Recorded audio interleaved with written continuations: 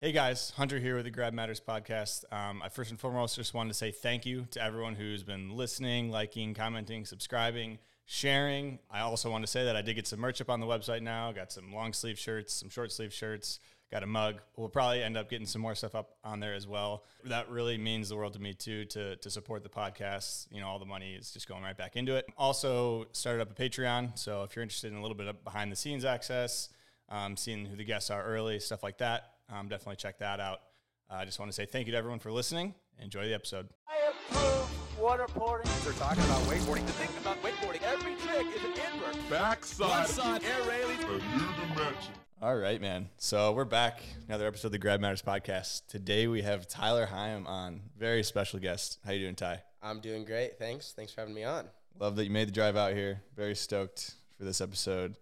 Do like to start it off with, a little different question. I'd like to know, is the Wake Scooter Championship your most disappointing performance to date? I mean, off the top, I probably can't think of anything more disappointing. I mean, I think you went in with an expected dub and you just couldn't put it down. I don't think I put anything down. You didn't put anything down? I didn't put anything down, yeah. Maybe a 360. Yeah, that was pretty disappointing, to be honest. Kind of went in high hopes and just, it was a humbling experience. I was a young kid then, Yeah, just young buck coming up. A couple legends in that event as well. Oh, for sure. I think Bob even competed. Bob was the commentator. Oh, he's a host. Shit talker. He's a shit talker. Classic. That is the classic Bob place right there. Yeah, not on the water, in the boat. Let's start it off young. Very early years. I did notice you got a knee injury at 7 years old, I think. What was that? Oh, that was, I don't know who said that, but that was just I was just fucking around with my friends in the backyard, and there was a sprinkler in the ground, and we were on a slip and slide. I turned the sprinklers on, and then there was a sprinkler head underneath the slip and slide. Wow. And I just hit it with my knee and just cut it to the bone. Not wakeboard related at all. No, not wakeboard or sports related. Even. Just never affected it either. It was just just farting around. Yeah, some stitches, and I was good to go. Okay. So let's talk about when you did get into wakeboarding. What age was that? Your first experience with wakeboarding. Yeah, I mean, I learned how to get up when I was 7. But it took me the whole summer, literally 3 months. Finally, we're at Shasta, end of summer. I think it was July or August. And Mike Sweeney had a wakeboard camp called West Coast Camps, but he also had a Shasta location. And Chris Dykmans went out on the boat with us, and bang, finally learned how to get up on a wakeboard. It was sick. And then ever since then, just been stoked on it.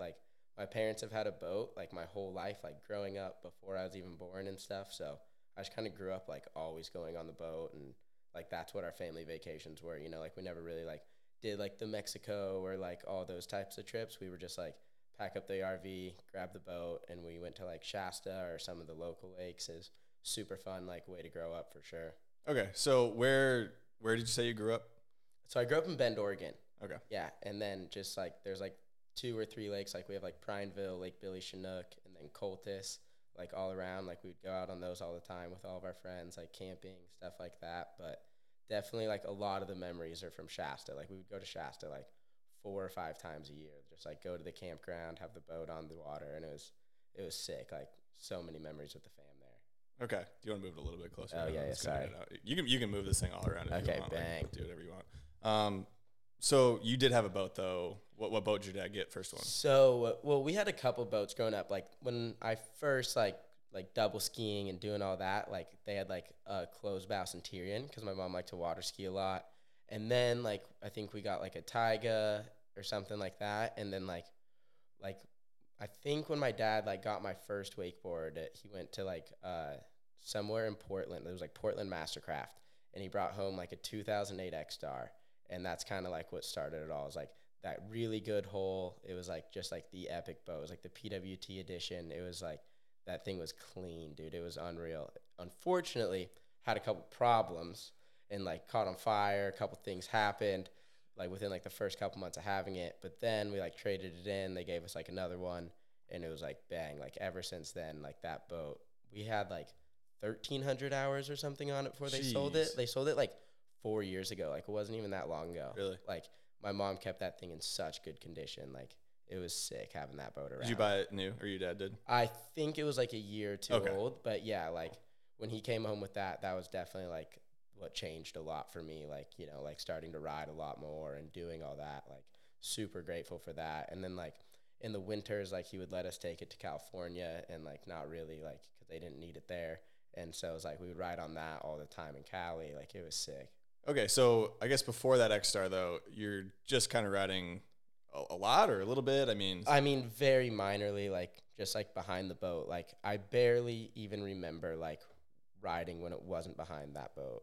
Like before that, it was just like riding straight. Like I think I probably learned like my first wake to wakes on the X-Star. Okay. So like, yeah, like very early on, like, cause I mean, when I was 7, like I think I learned how to get up, and within like a summer or that next summer, we got the X-Star. So it was like, it was, it was pretty quickly. Yeah, it was very quickly after. Cause like my dad was like super into it. Like he loved it all. Like he wakeboarded a little bit, but like he just like loved the lifestyle of it. Like he literally just like to drive the boat and maybe go for a wake surf like once a camping trip or something. Yeah. But like he just liked the comfortability of the boat, a little bit bigger. And I don't know, he's just always been into it and been like a huge supporter. Heck yeah, that's sick. When did you move in with Josh Twelker? So like I started going and staying with them when I was 12 for like a couple months at a time, which is like awesome. Like so grateful for my family and like his family for just like taking on another child for months on end during the summertime. Like basically adopting the kid. Yeah, pretty much like adopted me for like half a year, like every single year for 6 years.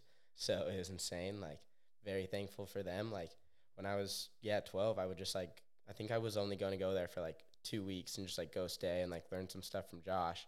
And then like all of a sudden I was there for like 3 months or something. Like it was so rad. Cause like Josh's dad used to be like a huge help with the the NorCal INT events. Mm-hmm. And so like he was like the chief judge, and like they were just like a super welcoming community, like that whole NorCal INT people. Like it was awesome. Like since the first time I went when I was like 8, within like a couple months, like I was already like hanging out at their houses and like going and riding with all of them. Like it was an awesome experience, just like how welcoming they were. And then that got me introduced to Josh. And like when I like first got like into the NorCal INT is when Josh like kind of was like starting to like take off as a junior. Okay. And so like Josh was like hot shit, you know, he was like the man around. And so it was like everyone wanted to be like Josh. And so like the fact that I got to just like go ride and like stay with them all the time was just like unreal. Yeah. Yeah. So why do you think, I mean, that's really young to kind of start taking wakeboarding pretty seriously, or anything super really young. seriously. Yeah, honestly. yeah, I know. Like I can't believe like my parents let me do it. It was insane. Like, yeah.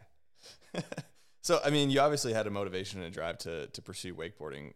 Why were you so into it at such a young age, you know? Dude, yeah, I don't even know. Like, I just remember, like, I hated school. And at the time, like, I hated Bent. Like, I just didn't want to be there. Like, I just didn't want to, like, I felt like I was just, like, doing the same thing as, like, everybody else. Like, yeah, go to school, have a bit of fun in the summer, and then just, like, go to school. And I was just, like, I hate school. Like, I hate this place. Like, I just want to go to California and wakeboard. And then, like, I think, like, my dad was, like, always on my side, like, always, like, helping me with my mom, like, to get me to, like, go stay at places and, like, go ride. And then, like, when it kind of came down to, like, because you're in school, like, 8 months out of the year, right? So it's, like, it comes down to, like, I was in, like, the 6th grade, and I was finally able to, like, convince my mom, like, for, like, the last semester of school to, like, let me do it online and go to California in, like, February. And so just, like, be there super early and have, like, a good, like, start to the season. And then, like, I don't know, like, how I did it or whatever, but then once that happened, like, that was, like, the last time I went to school. I think I went to school for, like, 3 months, like, that next year, and then I was just, like, out. Like, that's it. I just had checked out at that point already. Yeah. I was, like, 13. I was like, I'm never going to school. Like, I hate this. But, yeah, I was able to just, like, convince my parents. They were supportive because I was always just, like, my thing was, I was like, well, if it doesn't work out, the school system will always be there. Like, I can always go do school if I want to, like, at any age. Like, it might suck. Like, yeah, I might be 30 years old and be a freshman in college. That's going to suck. But it's still an option. It's still an option, and it's like, whatever. Like, I'll figure it out. But, like, just very, very thankful for my parents for letting me do all that because that was huge.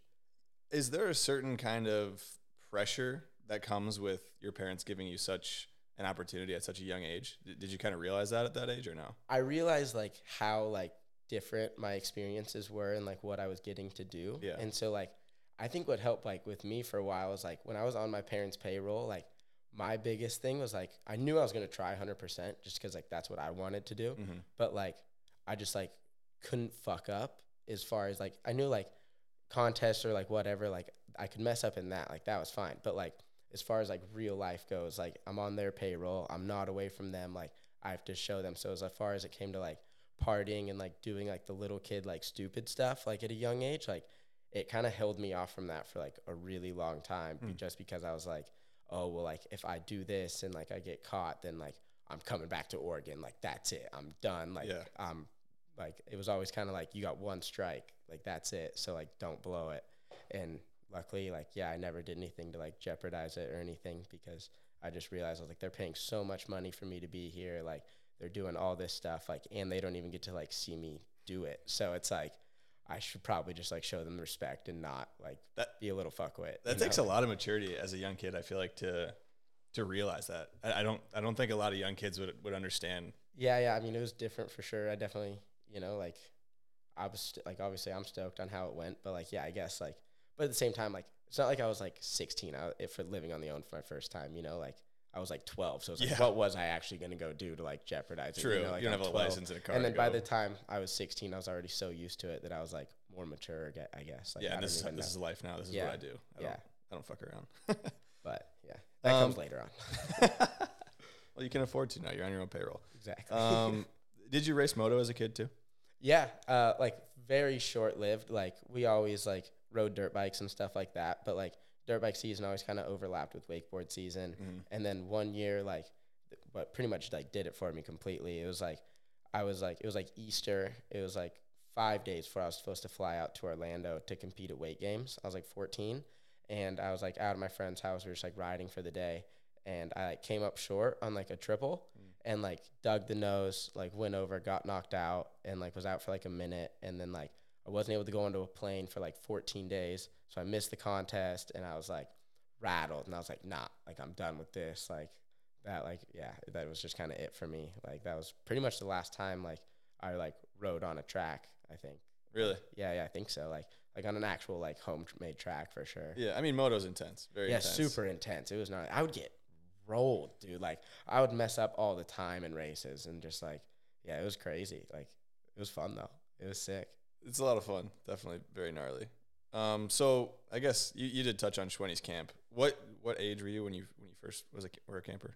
So I only went to camp 1 year, but I think I was probably like 11 or 12 because I like landed like an invert like right before I went to camp, and then like they kind of got it like dialed for me, and like but that camp was like such a fun experience for me because it was so much more than just like a couple day wakeboard camp. Like you still rode 3 times a day, but then like in the middle of the day you would like play all these fun games like I don't know, like sponge tag, or like they had a trampoline and like all this like super fun stuff. It's just like 3 houseboats like nosed up in like a triangle, so it's like you have like a massive kickback in the middle, and then like he had every single like old wakeboard movie you could name, and like like everybody was just like so cool. Like they would cook for you and everything, so like that was like all dialed. And then like the camp host would just like, we'd play so many different games. Like Trever was actually a coach when I first went there, so that was sick, like having him as like my coach there. And it was just like really cool experience just as a kid, like to just go like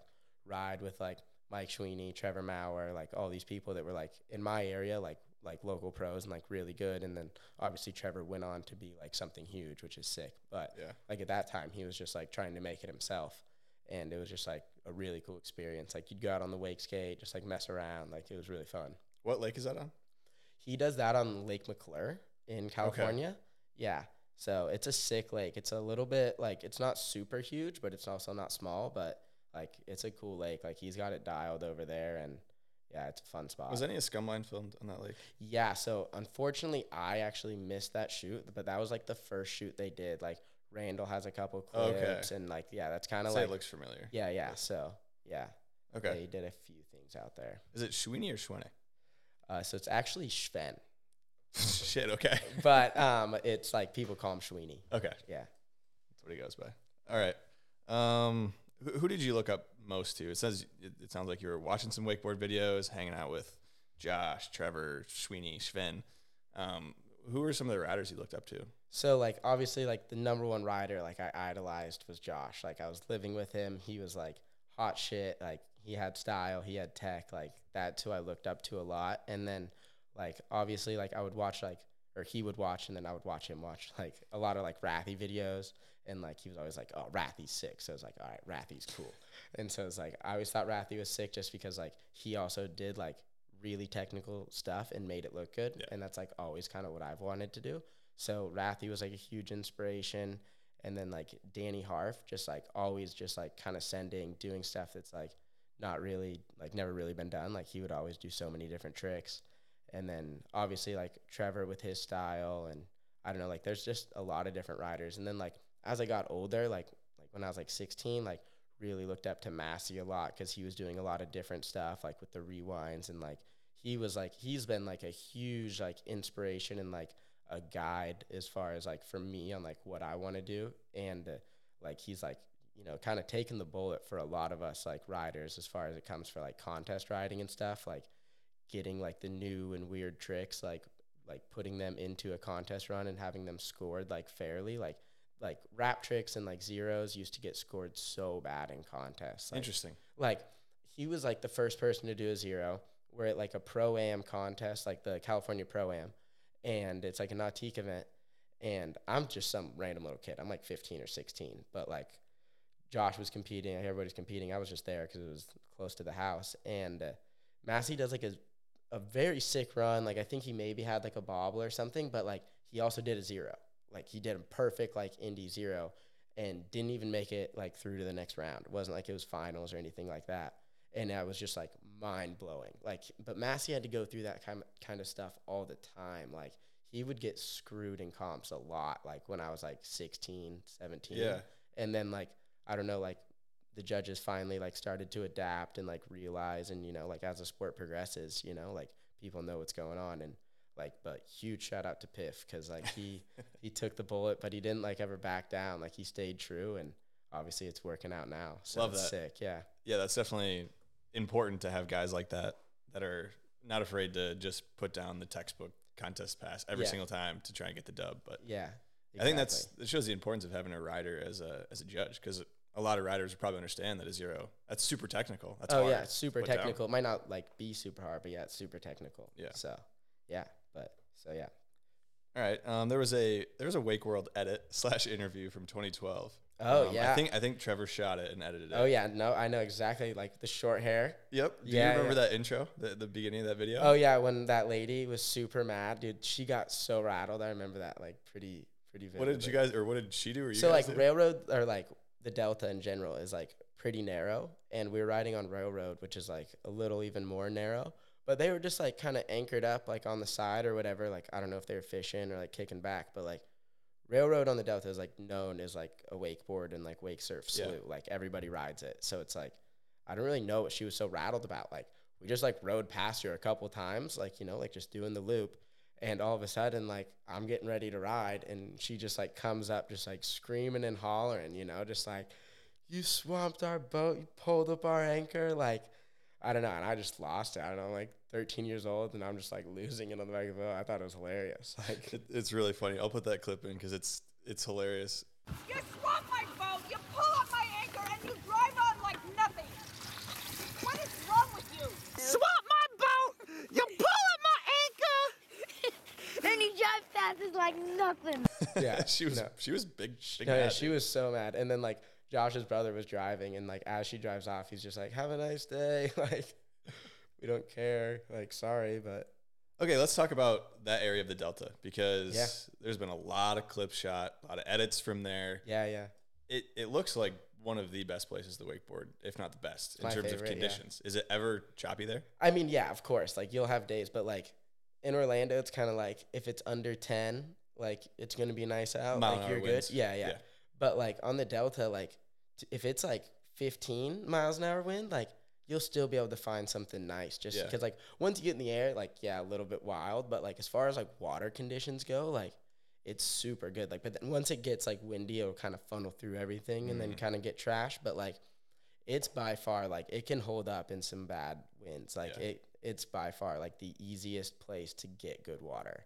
Like, because it's so big too. Like if one area of it's windy, you can probably like drive 30 minutes if you really want to. Like we would never really do that because like there's so many different like sloughs. Like one will go straight and then one will go this way. So it's like one of those is going to be Gotta good. have to be good. Yeah, exactly. So, and like you're talking half mile, mile long sloughs. So it's like you can get a full set in with just a down and back, and you're like wrecked. You know? I bet. And it's pretty popular in terms of wakeboard boats and wake surfers. Yeah, I mean, like in the summertime, like it can get wild because it's just like probably like 5 wakeboard boats just like following each other, all with a rider, and it's just like it can get pretty wild out there. Like at the weekends, we definitely like would either go out super early or like super late or just not go out because like the middle of the day on a Saturday in July is like, oh, it's hectic. You're gonna get into some hectic situations. It's a liability out there. With how narrow it is, I'm sure. Yeah. You're a West Coast kid and you're now in Florida. Yes. Contrast those two different cultures. Contrast the different cultures. Okay, so like it's just a little bit different. Like California is just like a little bit more just like you're kind of like chilling, but also like when you're going to ride, it's more of a process. Like you go to the gas station, you go to the boat, you put the boat in. It's like you're riding like at that time. It's like a little bit more just like planned out, but also just like you kind of got to be like more on it because you need more people. You need one more person than normal to go ride because you need somebody to hold up the flag. You kind of need a crew. Like you need everybody to be on board because there's just not as many riders there. When like here, just at my house, like we have like 8 people there all the time, like willing to go ride. The boat's on the water right there. Like most of the time you could probably just like get gas after you go ride. And so it's just like, you can be like, oh yeah, let's ride at 12. Everybody gets there at 12 and it's just like, let's just go at like 5. Like, I don't know, just like, cause it's not nice right now. And then you just like go out at 5, like when it's nicer. Yeah. So it's just like, it's a lot easier to wakeboard here, but making the decision to come here is still like the hardest decision I've ever had to make. Let's talk about that. And still like I'm still like not 100% like sold on my choice. You know, like I love all the boys here and everything that's going on. Like it's so amazing, but like making that switch was like the hardest thing I've ever had to do. Like I was 18 and it was just like I needed to, but I didn't like necessarily want to. So what do you mean by you needed to? For some people who don't understand. Well, okay, so I'd been coming like when I was 16, I started coming to Florida for like the 3 like harsh winter months. Like I would come like, you know, like November, December, January, and like go back to the Delta in February because that's when Josh would start to ride again. But like I felt like I could still ride here. And then when I was 18, it was like my 3rd or 4th time like going back, like coming back here. And then while I was here, I was about to go pro.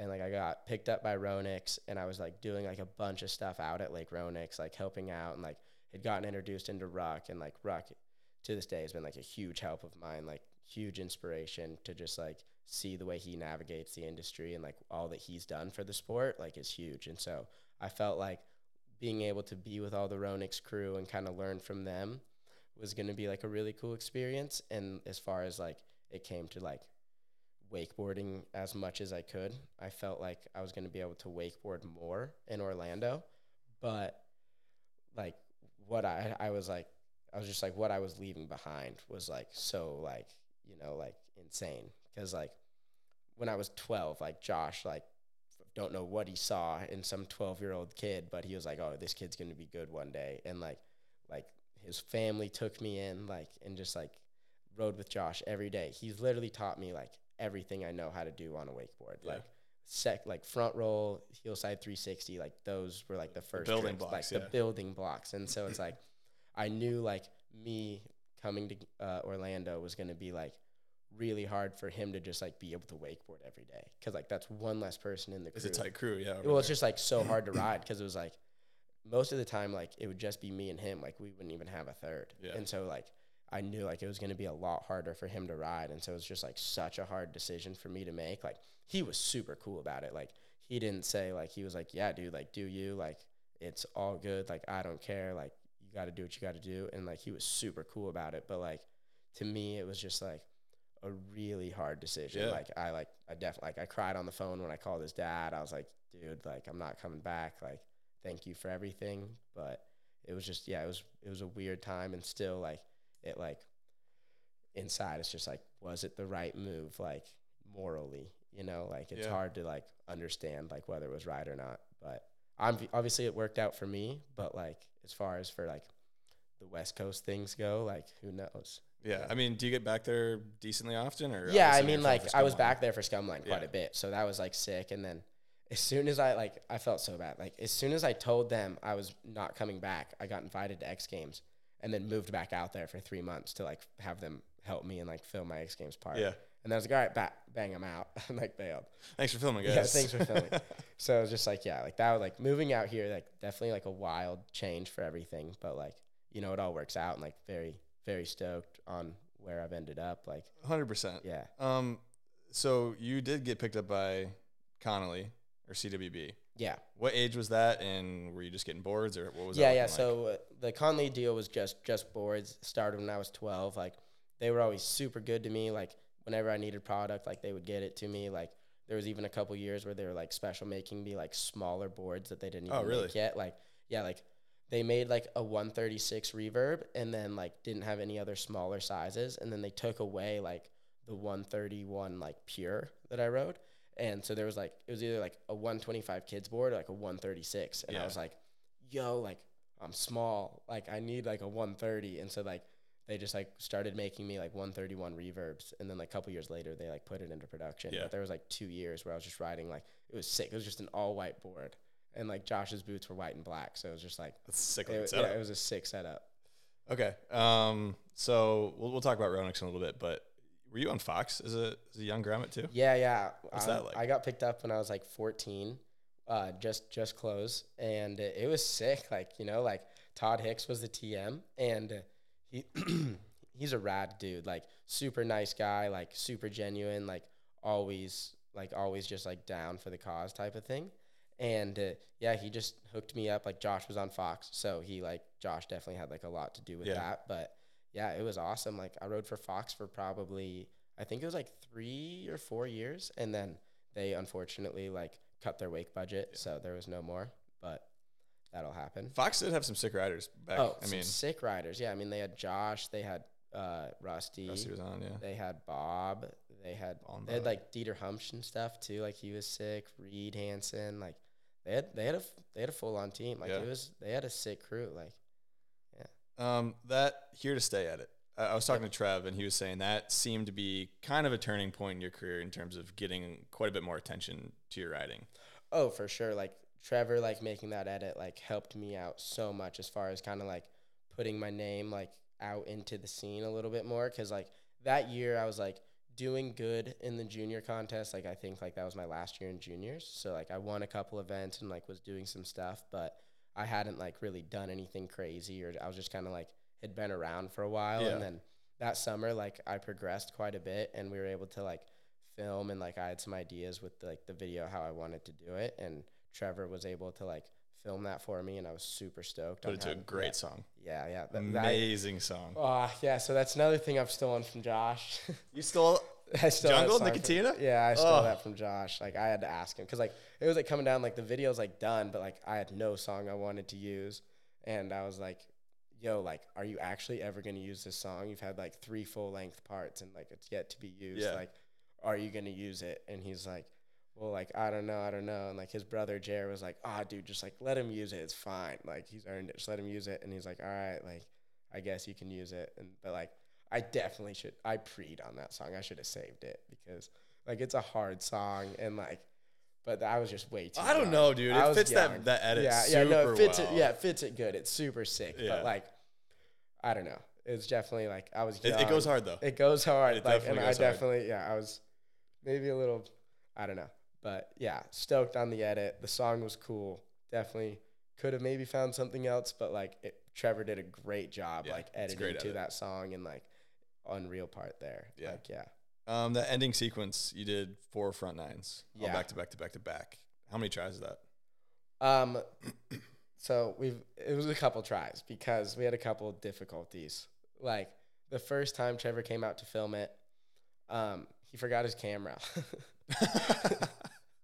Or like something. Like he couldn't use his camera. I don't know what he forgot. So he had to use like I think it was Josh's camera, which was like a very similar camera, but like as far as like the stabilization and that stuff goes, it like wasn't working out. And so like I remember just like he was like, "All right, like we'll just like try it." And like he hadn't filmed with this camera yet. So I just like got up and I just like did it. And I was like, bang. And First try. He was like, yo, I missed it. Like, that was like, I botched it. Like, this is just not going to work. And so I was done. I went off on him. I was just like, just some like 17-year-old punk, dude. I was just like so mad. And I was just like, yo, like, can't believe you forgot your camera and like all this stuff. I just went off on him. I was so pissed. And then he brought his camera, and I think I like couldn't do it the day that he brought his camera. I was like you couldn't put it down. I couldn't put it down. And then I think the next time he brought his camera out was like the last time we were filming for the video. So and I still needed to get he's coming out to film, and I just learned like the double cab too. So it was like I had like a bunch of tricks that I wanted to get, and I was like, this is my last chance. Like, oh no. But then I was able to I don't know how many tries like it took that day. Yeah. But you got it done that day. Got it done that day, and then like the double cab as well. So like it all kind of worked out, which was sick. Okay. But yeah. That's a good part, good ending. You gonna do it with back nines next, or? Switch toe back 9, man. That one's gonna be hard. I don't know if I can do that. I think you could. I think that'd be a good ender in La Familia, the movie. The switch toe back 9. Yeah. All 4 back to back, of course. Yeah. Well, that's the switch toe back 9. That'd be the hard one. So in that situation, do you do that first? Do you start off with switch toe back 9? Yeah. You're gonna have to. So to save yourself all the effort. Yeah, you're probably gonna have to go like switch toe back 9, toe back 9, heel back 9, switch heel back 9. Yeah. Okay. But the switch heel back 9 might be a little hard to do last too, but you'll just have to go. Pick one or the other. Yeah, I know. We'll talk about La Familia in a little bit. All right. But I was talking to Trev Robinson, and for those who don't know, he's a sales rep for Ronix and Great guy. Radar. Great guy. Hope he's watching right now. He said that you guys went to the Table Rock Mastercraft reunion. Probably been to a few actually. I have been to a couple of those. How many autographs have you given out there? A couple. Not as many as I would like. Just 2? I think I've given maybe a couple more than 2, but definitely around the 5 number. Okay. Autographs. Yeah. There's a ski show in Minoka. I don't know if I'm saying that right. Minoka, Wisconsin. Trav has a fond memory of you getting chased down in a pontoon boat full of girls. Underage girls. Yeah. That was. So that's why you're running away. Yeah. We were running away. Yeah. That was definitely a weird moment because it was just like, I think probably like 10 or 12, like 16-year-old chicks. Yeah. And just their dad driving the pontoon boat after our boat. And I was like, this is super What do they want, weird. like an autograph or a They picture? just wanted my Snapchat. They wanted my Snapchat. Yeah, so That's I don't really know what you want me to do. We're getting out of here. Yeah. Well, I was like 18, so, it wasn't like the worst thing. But at the end, still, I was like, all right, get me the Midwest. They like to. Dude, it's different in the Midwest, man. Yeah. No doubt about it. I love to drink. It's a great time at a bar there. Well, the summers are short, so they, pack it in. Fair enough. No doubt about it. What is involved in being a pro wakeboarder these days? You're kind of in the, I wouldn't say the height or peak, but you're in the thick of your career right now. Yeah, definitely. What's it like balancing boat shows, product shoots, social media edits, video parts? You kind of just like learn as it goes because it all like slowly like happens more and more, right? Like your rookie year, like all I did was like contests and a couple of demos with Ronix, and then like you just kind of like start to slowly get into the groove because everything has their season. So it's like January and February, like I know like I'm gonna have a couple boat shows, but like my sponsors don't really overload me with that many boat shows, which is kind of nice. Like normally I'll do like 3, 4, maybe 5 boat shows, like which isn't that many. It's only 5 weekends, and like I don't mind boat shows. Just like kind of get out of town. It's the middle of winter, and you haven't really been traveling much, so it's like kind of nice to just like go to a boat show, kind of get everybody stoked on the summer that's to come. Like try to sell some product for the dealers, and just like try to keep hyping it up. And then once summer comes along, like you're pretty just like contest and film like heavy, just like trying to ride as much as you can and just trying to film and like do all that. And obviously like if people want you to go do demos, like I love doing demos in the summer. Like I have such a good time at demos. Really? It's like, yeah, I have so much fun like on those things. Like, cause like normally you're like with like other people who want to have a good time. And so you're just like hanging out, like teaching people like how to wakeboard, how to wake surf, just like doing all that stuff, like, which is like really fun to me, just like showing people the stoked, then you get to ride, like they get stoked on that. And it's just like demos are sick. Like I think it's really good for the sport, and like I have fun doing them. So like I try to do those quite a bit. But so what do you mean by demo? Do you mean you go to a dealer? Just for some people who are not familiar with what does a demo look like? Yeah, and so there's a couple different ways to do it, right? Like sometimes it can just be like you and like me and Trav, like we'll go to like board shops in the Midwest, and like you just kind of go like the board shop kind of will like either bring like their customers in or just like put some stuff online, like however they want to promote it, that like me and Travis are coming to town. And then you go out on the boat, show them like just free boat day pretty much, you know, like you come ride for free, wake surf, wakeboard, like do whatever you want to do. Just try to show them a good experience. And then at the end of the day, like you just kind of go home, and then normally like just kind of like go to dinner with like the board shop people, and like you kind of just like chat about the industry, like what's going on. Or like, you know, you can just like show up. Like the other week I was in Oregon with Lifestyle, and I just kind of like rocked up. I rode like once or twice, but I was just chilling on a flotilla. Like they were serving burgers, beers, you know, we were just kind of just like all chilling. It was like a owner appreciation day. So sweet. Yeah, it was just kind of cool, like kicking back, doing that sort of thing too. Just like having me there, like it was fun. Yeah. Yeah. If anyone doesn't believe like the boating water sports scene is alive, go to a demo or go to like a flotilla or go to a flotilla. They go off. People still, people like to have a good time on the water. And people still love every like aspect of wakeboarding and wake surfing and, and all that stuff. It's a very much so lifestyle thing, and it's 100%. It's cool. That's what's so cool about it. It's like people in the boating industry, like if you just show them like a good experience and a good time on the water, like they're hooked. Like it's such a fun and so easy to get like hooked into. So it's like, I don't know. You can't beat a good day on the water. Yeah, exactly. A good day on the water, you cannot beat it. You can't beat it. Yeah, that's it. What would you say is your, I mean, this is kind of a goofy question, but your favorite and least favorite aspect of being a pro wakeboarder? Well, I mean, my favorite part, like that's easy. It's just like being a pro wakeboarder, right? Like it's what I've wanted to do since I was 12, and like just to be able to do it, like super grateful for it, because it's like, it's not easy right now to like get paid and do stuff to like actually like be able to be self-sufficient from wakeboarding. So just like very grateful and super stoked for that. But my least favorite, I don't think I've ever thought about that. Least favorite part, you know, it might just be like with how fast everything's progressing, dude. I got to learn new tricks every single day, it seems like, to stay like on top of my game. It's insane. Like all these like people just, there's a lot of good wakeboarding going on right now. Like I don't want to get left in the dust. Like, or like being creative on a wakeboard right now for me is like a struggle. Like I don't know, like, like I can like think of like tricks to add 180s onto, but I can't think of like ways to make it look different. Like I'm like, how am I going to do this other than everybody else? Like everybody seems to like be doing different stuff, and I'm like, Have you thought about going to the flats?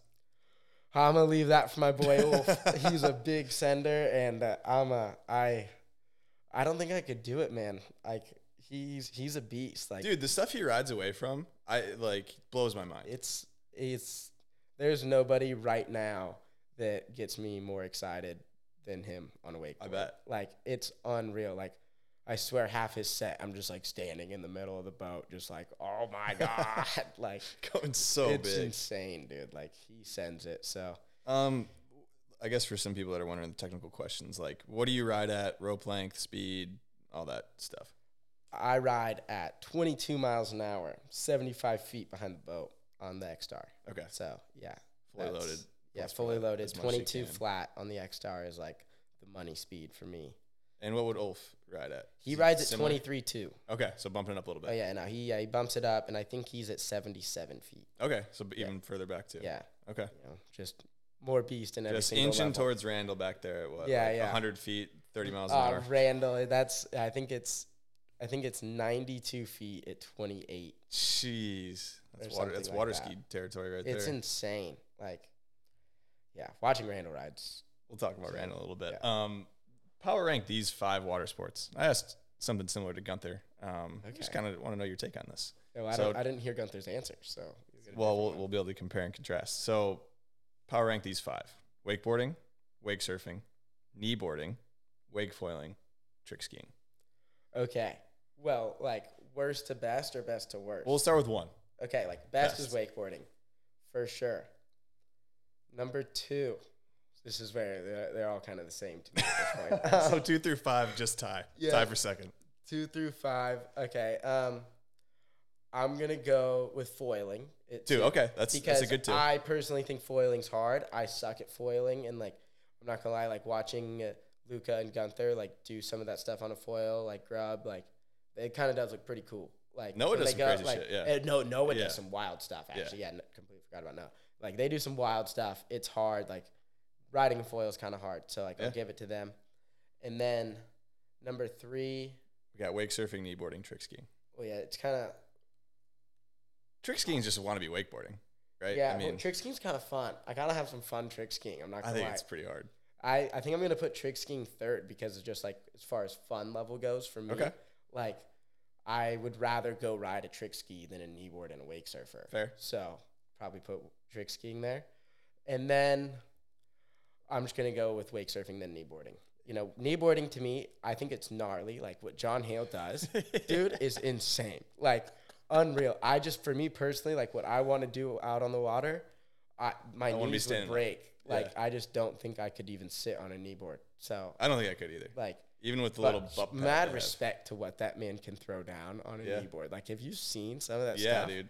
Like he's an animal. There's this thing at Terminus he did, and he hit like the safety of a feature, and the cable must have been going 40K or 45K or something.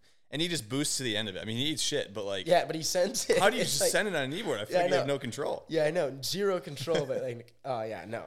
Mad respect to what he does. No shade on that, but that's the order for me. Yeah, there's only a lot of pain involved with the kneeboarding, I Yeah. would imagine. Let's talk about the Pro Wake Tour. Okay. So I guess if you can put it to words, run through what the PWT is like nowadays. So I mean, so unfortunately, I never got to experience. Like, I got to experience it as a spectator when I was younger. So I guess I can. That's my only like opinion. But nowadays, it's definitely a lot different, right? Like, it's not a lie that like we're not seeing like as many people at events as there used to be 10, 15 years ago. Yeah. Like, which sucks. But yeah, I mean, like, I still like have fun doing it because like as far as like the contests and like all that, it's kind of like still the same as far as like the competition. Like you Yeah. got to be on top of your game to win, and like you got to do all this got stuff. the best of the best there. Yeah, it's the best of the best, like still.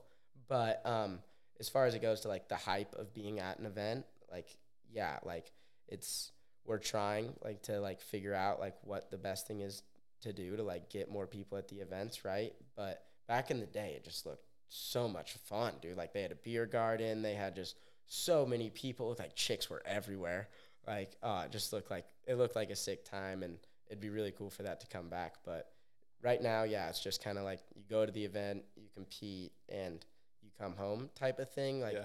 we like to like try to make the most out of it and like have a good time at the event and like do everything we can to like make it a little bit more of like a vibe. Yeah. But and so we'll see like what happens there. But because we have fun like at events and stuff. It's not like Yeah, I mean, we're, you like, watch them a La Familia. yeah, like we have fun at good time. wakeboard events. Like it's not like, oh, we're going to a contest. Like we try to make it fun and have a good time. So, but it definitely looked really sick back in the day when like there was just huge crowd and like all that stuff going on. Yeah. Like I know growing up, like that was like a huge factor for me. It was just like, yo, like look at all these people. Imagine being one of these guys. Yeah, I riding know. right now. But yeah, you're famous. But So do you sign up, or is there a qualifier? Because there's how many riders are there? so on the 16, pro 8? tour, yeah, you have to like sign up, but it's different, right? So the top 8 riders from the year before are pre-qualified onto the Okay. tour, and then the day before the first event, there's like a qualifying day, and the top 8 from that day are on tour for that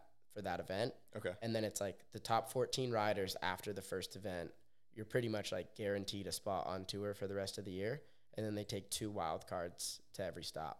So it's a 16-person event, but Is there a qualifier at each event to get those 2 wild cards in? no, it's just Oh. kind of like whoever like wants a wild card or needs a wild card, whoever they think like you got to sign up, and then like if you They'll get pick. chosen as the wild card, Okay. that they like choose you. So like it kind of depends. It kind of like protects people, like if they were like hurt for an event, or like they like we're going to somebody's hometown and they're kind of like a local pro or something, they can Yeah. ride in it Okay. as well. Like it gives them a couple different options. Okay, that's. I was just always curious at how Yeah. that worked out. What's it like to finally get that first pro tour win? Dude, it felt pretty good, my man. Like I've been wanting a guitar for a while. Like this was like the first like year going into the season where I really was like wanting a guitar. Like I know I've wanted one for a while, but like this year I really like wanted to like actually get one, you know? And so like to actually make it happen, like I was super stoked, you know? I mean, especially coming off of like the event right before that, I thought I was going to get it, but my mind was just like not right that day. I was just not stoked, and like that just wasn't the right day for it, I guess, you know? And so like I ended up just like riding bad and like just got in my own head. Like that was complete like mental malfunction that day. I just got super down on myself like middle of the final. What do you mean? Like it was... Well, like, I don't know, like, well, I'd ridden quarters, didn't ride great in quarters, but like made it through. And then I rode in semis, didn't ride great in semis, but then like I made it through. And I was looking at the final and I was like, all right, like it's kind of like there's me, Sam, and Kai, and then it's kind of like nobody else. It's like anybody could win. Like there's a lot, like, but there was no Corey or Nick or like any of like it was just kind of like, whoa. Gunther's like, out for the season. Yeah, so. yeah, exactly. So it was just like who's gonna win this? Like right now, like not very well could be like, me right yeah, now. like very like it should be me. Yeah. Like I was like I could do this, and then like I watched Sam ride. Like he rode pretty good, and then like I went out to just do like a basic pass to just like get something on the board because the conditions aren't great there, and like I fell like on a toe back 7 like second trick, and I was like second trick on the way back, and I was like yo like what is going on? Like I'm falling on something different in every single pass. Like I was just like getting super frustrated. Yeah. And then like Jamie rode pretty good, but like Jake Palat like killed it actually, and we were like, holy shit, like Jakey's gonna win. Nowhere, like this yeah. is sick. But you get 2 runs, and then everybody goes again. But like in between my first and my second run, like Massey tried to come up and like hype me up, and I was just like not feeling it. I was just like, yo, dude, like whatever. I'm just like ready for this to like be over almost. Like I know I'm not about to go ride good. Like I can't ride good at this site. Like I don't know what's going on.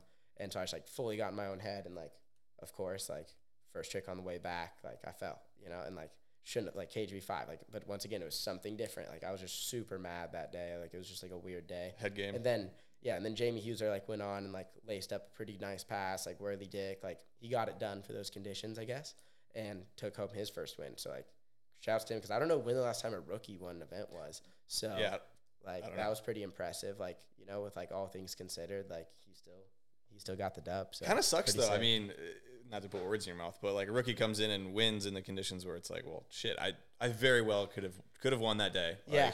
But I've had a lot of those days, you know, where it's like, oh, if I would have landed my last trick, I would have won. But it's like second and third place tie. 2020. Oh, I'm so good at second and third place, man. But yeah, you know, arguably it could be said that it's harder to consistently get second and third rather than win. Well, that depends on who you ask, because not me. I think, you know, huge respect to like all the guys. Well, I'm just saying you go down and put a pass that's good enough to get second, but not good enough to win. You do that on a consistent basis. I'm just fair enough. But you do come back after that Georgia ride or in Ackworth or whatever in that second stop, get the win. You're gonna play Smoke on the Water on that guitar, or what's the plan with that guitar?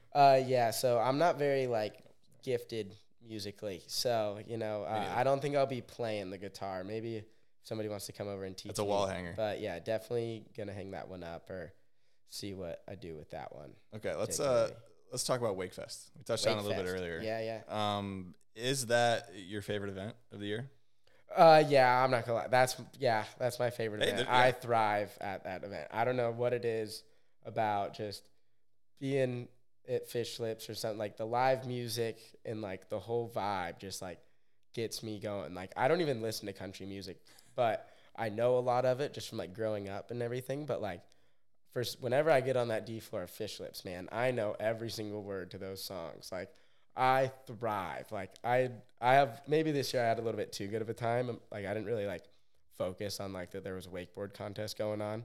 I was just like, Wakefest to get away. I'm on vacation. Yeah. You know, like it's so much fun. Like, cause there's not much pressure, you know, like obviously like a lot of money's on the line. Yeah. But people just want to like be there, have a good time. And like for me this year, especially, like I won it last year, and going into like this year, I was like, well, like, of course I'd like to win for sure. Like 25 grand is a lot of money. But as far as like the wakeboarding economy goes, like there's other people it could go to and like just benefit them as well. And so like Ulf getting that this year, it was like the perfect fit. It was just perfect, you know? So like in terms of it's like, going to help him a lot. Oh, the money is going to help him so much. And so it's just like so cool that they do that event, and like not somebody that normally wins that event, right? Like we've had like Kai's first ever win was Wakefest. My first ever win was Wakefest. Ulf's first ever win was Wakefest. Gunther's first ever win on boat was Wakefest, Really? I think so. I'm pretty sure. Like 50 grand. First like big pro win. Yeah, I'm pretty sure his first pro event, like pro boat win, was It was Wakefest. 50K, wasn't it? Yeah, no, he got 50 too. Jeez. Yeah, he got 50. So good for him. But yeah, like there's been a lot of people like Ollie DeRome won one year, you know, like a lot of people. Names that you wouldn't. Yeah, typically exactly, hear. which is sick. So it's like so awesome that like they do that event, and like that also comes with just like an insanely good time and good people. Like, yeah, it's probably my favorite event to go to. Good event all around. So you did win in 2022 or Yes. last year, I guess. Yeah. This year, Ulf won. Yep.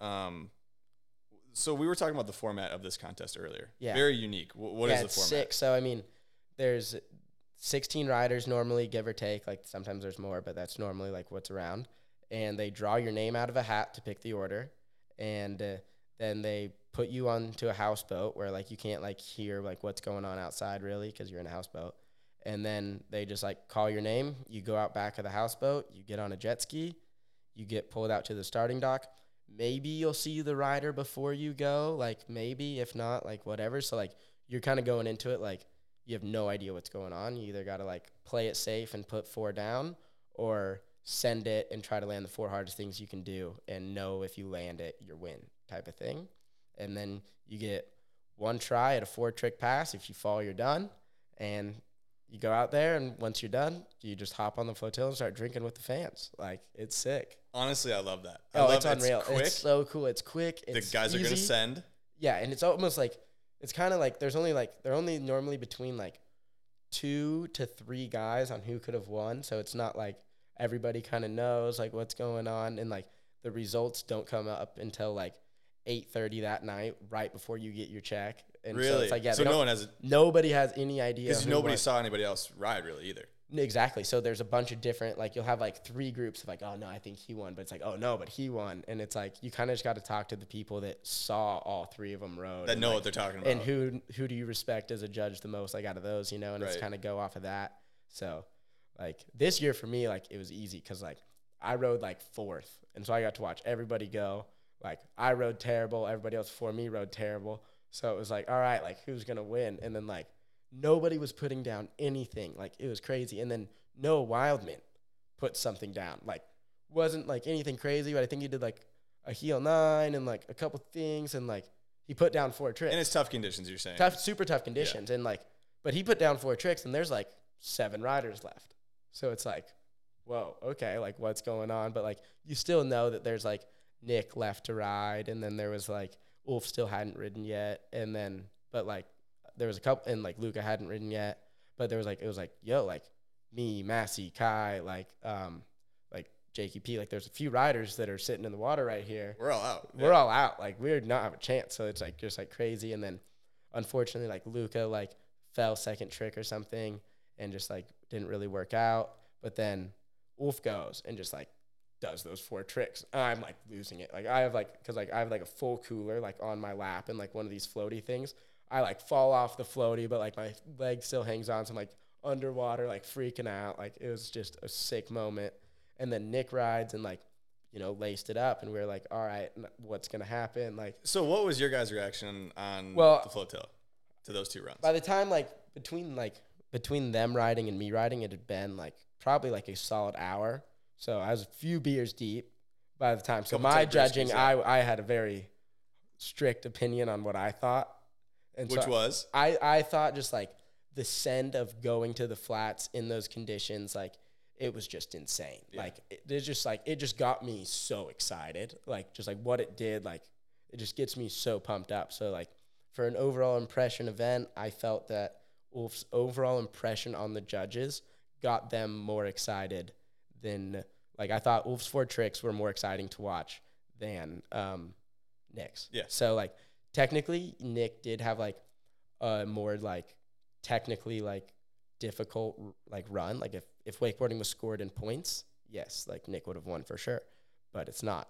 So it's like, cause like you could arguably say that like Ulf's tricks were more technical too. Cause like he did a toe side trick to the flats, like insane. And then like rewind and back 5 to the flats are like 2 of the hardest tricks to do the flats, cause you're landing blind and the takeoff has to be good. And so it's just like going that big and just like being that different. Like we haven't seen a contest with people going to the flats like without like obviously like Harley and Nick will go to the flats like once or twice in their run, but like a full run to the flats hasn't been seen since like Dean Smith, you know? And so it's like, it's actually insane. And like the only person to do it before that was Randall. So it's like to actually do difficult tricks to the flats is just like such a rare thing to see. And when it actually gets like put down in a pass where it's like actually scoreable, it's like you just got to give it to that. It's just like such like it doesn't happen often enough, right? And so it was just like, yeah, like in my mind it was just like Wolf's gonna get it just because it's like we're at Wakefest. They want to see you send. They want to see like they just want to see you go for it and like really just like do something crazy, you know? And he did, so it was sick. Yeah, so they respect the send at Wakefest For sure, yeah. Like definitely some controversy around that one. Yeah, I'd be interested to talk to some other understandably, people like to see honestly, like other people's very opinions. understandably so. Everyone's gonna have their own opinion on it for sure, and like, yeah, like the judges and the judges in the boat did what they thought was right, and you know, I mean, that is what it is. Like either way, it was a good time. We love seeing riders go to the flats, so it definitely should be rewarded more so than it is. What do you think? Who do you think should have won that? I mean, I guess I don't know what the judging criteria was. I feel It's overall like impression. That's how tough. every contest is judged. That's tough to overall me. impression. So I think Nick's run, we were talking about it a little bit, but like you said, the bobble on his double tantrum was pretty heavy. Like so what I said was, I think like, so Ulf had a bobble on his back five, but his back five was so deep that I don't know if like the judges actually saw him bobble or if they just saw him land and then cut in again for a cab 7. But so I'm not sure on that. Like I think from the boat, like Nick's double tantrum looked a little bit sketchier than it does from like the drone angle. Yeah. And I think that from the boat, Ulf's back five doesn't look as sketchy as it does from the drone angle. So it's like we kind of maybe need to see like the boat angle. Because I think it like may be a little bit different, just because like obviously in flat tricks from the boat, just like that's where they look the best from, and so it's just like that's kind of what I said. You know, like Nick's double tantrum wasn't super sketchy, but I think it was just like a little bit more sketchy than the drone angle makes it first. But yeah, and so it's kind of like he kind of got like screwed both ways there because it's like from the boat his double tantrum looks a little bit sketchy, and from the boat you can't see that Ulf's back five is sketchy, so. He kind of got, you know what I'm saying? That kind of like sucks. I'll put it this way: if Ulf stomped his run, that's the easiest dub that I've ever seen. Like that run is amazing. Easy. So I don't know. I wasn't a judge there. Didn't see what they saw.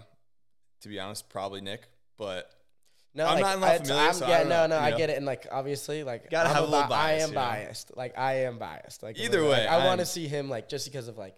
Just everything that he's like they go through, like, you know, like those boys, they go through a lot just to like be able to wakeboard. Oh, 100%. And so it's like the fact that like it was just cool to like see him like get some cheddar for what he works for. 100%. You know? And like that was my main. I don't think there's anyone out there that you could say that doesn't like watching him ride. Oh, I don't think there is. Like you put me in that boat with a couple bruised, in my belly. Yeah, I'm probably gonna lean towards the guy that's going to the flats. I don't know. Yeah, I know. It's just like, especially like. Also, like the fact that like obviously that event's worth like an insane amount of money, but it's also like has nothing to do with any of the overalls and stuff like that. So sure, it's just totally like, independent. It's totally independent, and which I think is really cool because it's like less stress and it's just like kind of just go out and send it type of thing. And so like obviously, but then again, like if you're only gonna win one event, like that's the event you want to win. Like I always said, like if I'm only gonna win like one wakeboard contest, I want it to be Wakefest. And 100%. So it's like a little bit of controversy here and there is good for the sport. So exactly keep the people talking. Yeah, keep them involved. When you won in 2022, how's that money come? Is that a check? Is that a bag of hundies? I think for everybody it's different. I think everybody has gotten it in a different way. I'm not sure. For me, I got a bag of cash, which was sick. I think Gunther did it. He said Walmart bag. Yeah, so Gunther got half of his in cash. Okay. But Gunther got 50K would be Gunther got unreal. 50. I know Kai got a check but they're Argentinian, and so like they just transfer that to like they take it to Argentina. Is that pesos? Argentinian pesos, yeah. That's a lot of Argentinian pesos. A couple million, I think. Oh, I guess I don't know what that can get you, but a lot. good exchange rate. So in November, like we went to Argentina and I gave them $200 USD. They gave me 58 grand in pesos. Okay, and what can that get? So that's what I'm about to tell you. I was there for 10 days. We ate out every single meal, and I'm talking like we're getting like 3 to 4 empanadas and like a beer or so with lunch, and like eating out for dinner, like living nice, like like if anytime you go to a gas station, like you're getting a Coke and a couple things inside. And then like we went out one night and we had like bottle service, and like nobody ever got their credit card out. I was there for 10 days and like 8 nights. We were chilling, and I got to the airport and I still had like 10,000 pesos. Wow. And so I spent like $190 or something like that. And you were living like I was living nice. Like, it was like, we weren't eating like at super fancy restaurants or anything like that, but like the food was unreal. Like it was, and they like hooked us up too. Like I didn't have to pay to ride the cable and stuff like that. What was that cable down there? Pampa. Is that the one with the big boat?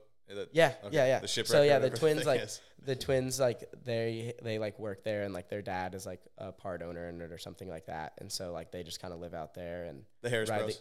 No. Okay. Ulf and Kai. Twins in wakeboarding. Yeah, we got Ulf and Kai in Argentina. So yeah, it was cool to just like go out there and like it was. But yeah, that money there. Good like, exchange rate. Yeah, Keep that it goes in mind. far for them for sure. I guess the 10% rule. I'm sure you always follow it, but do you even need to follow it at Wakefest? No, that just happens at Wakefest. It just happens like very easily. That's what I thought. Like, yeah, no, that happens pretty fast. Ulf definitely did his 10% this year because he normally Wakefest is on a Sunday, and so normally the party like isn't that. Oh, good. like the event itself is on a Sunday. Like like the shootout is on a Sunday normally, and so like you kind of just like everybody that's like partying kind of like only home. parties Saturday night. Yeah. But like we'll all stay there and then fly out Monday. But this year it was on Saturday. So we like there was a massive crowd, like biggest crowd yet for like the awards and stuff, and like it was. Sounds like Saturday's the move. Yeah, no, it was a good time. Like we were very stoked to see that it was on a Saturday. I think we should dive into some video parts now, which you've had a few of. I want to know how you approach filming a video part. Okay. So you have a trick list. How do you? Yeah, I mean, plan it out. Yeah, I mean, like every time, like when I was doing like the Here to Stay video, I kind of like knew what tricks I wanted to do. I didn't have like an actual like trick list or anything. Like I knew I wanted like the 4-9 line like as the ender, and then everything else was kind of just like what I had done up to that point, just because like I hadn't made like any edits in a while, and like I'd learned a lot of new tricks, so I just wanted to like put all those in an edit and get it out there.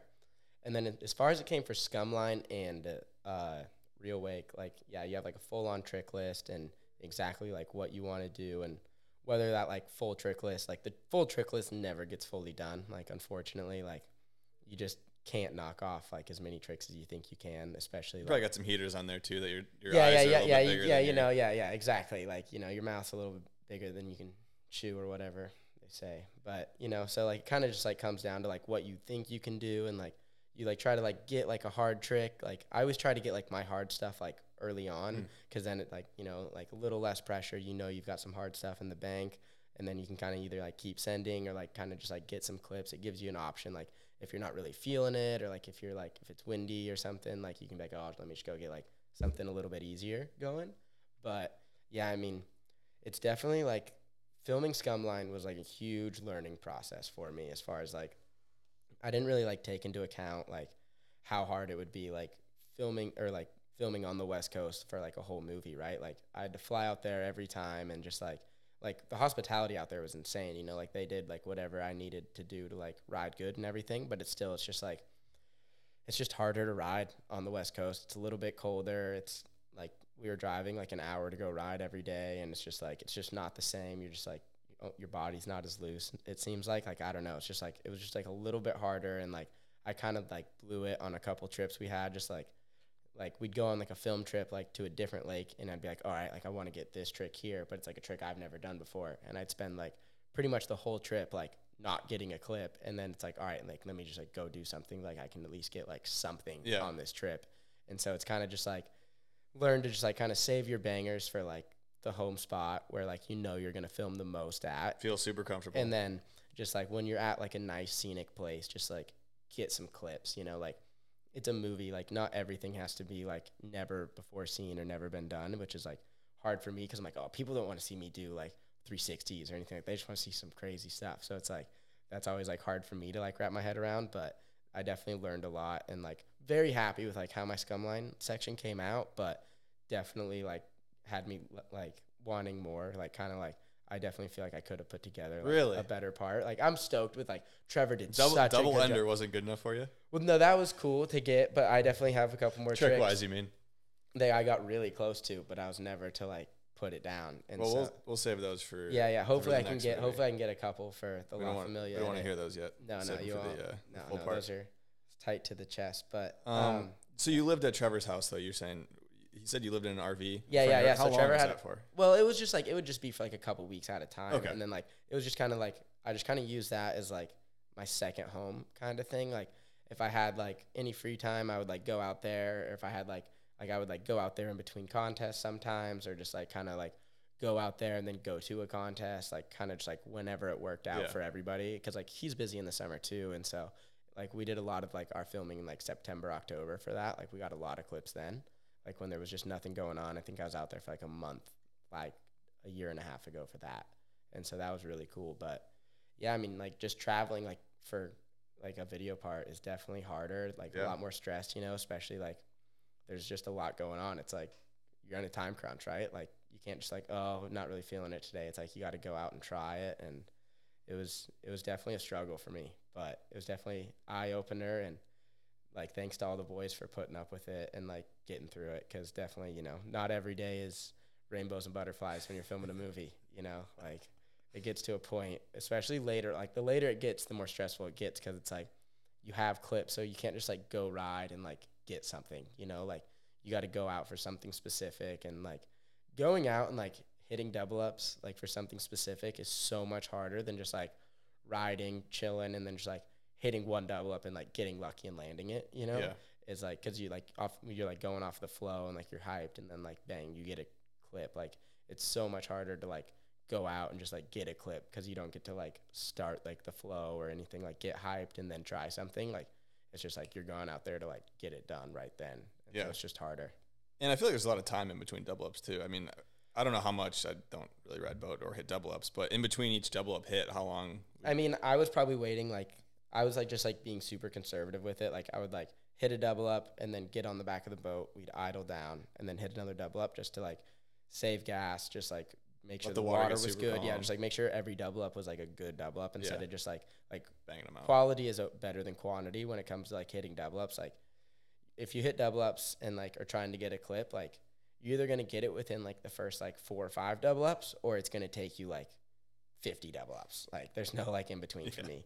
And so it's like most of the time, like I'll know, like for me as a double up rider, like if I don't get it in the first 5 double ups, it's not happening that day. Yeah. Like I don't think I've had anything like take me, like I've hit more than 5 double ups trying to get something for sure. But then it's like the next day I'll go out and get it, and it'll be like within the first 3 double ups. So it's just like, it kind of just depends on the day. You got to know yourself too. Yeah, exactly. How'd you find out that you're going to have ender part, but it's basically 2 enders back to back, but how'd you find that out? Well, that was kind of like my goal, like filming the whole movie is like, I wanted a 2-song section. Like I wanted to like get a lot of clips for it. And like, I knew like if I'd like the tricks that I had like on my trick list, I kind of was like, this would probably get the ender. Like I wanted like the opener or the ender section, but we kind of knew like the way the whole movie was going to, cause like Trever told like a story with the whole movie kind of. So it's like, I kind of knew like before like we even started filming, like the whole, like the way it was going to work out. It was like Trever and Josh were going to have like a shared opener to kind of like bring everybody into it. And then eventually they had their own sections. And then it was kind of going to come down to like me at the end, like the new, like, or like the younger kid and just like the more like sendy stuff. And like, cause like in that movie, especially, like I know like my style with like Josh and Trever, like those guys, like it's just unmatched, like what they can do and like make look good on a wakeboard. So it's like, I just knew like with this movie, like my way was just like be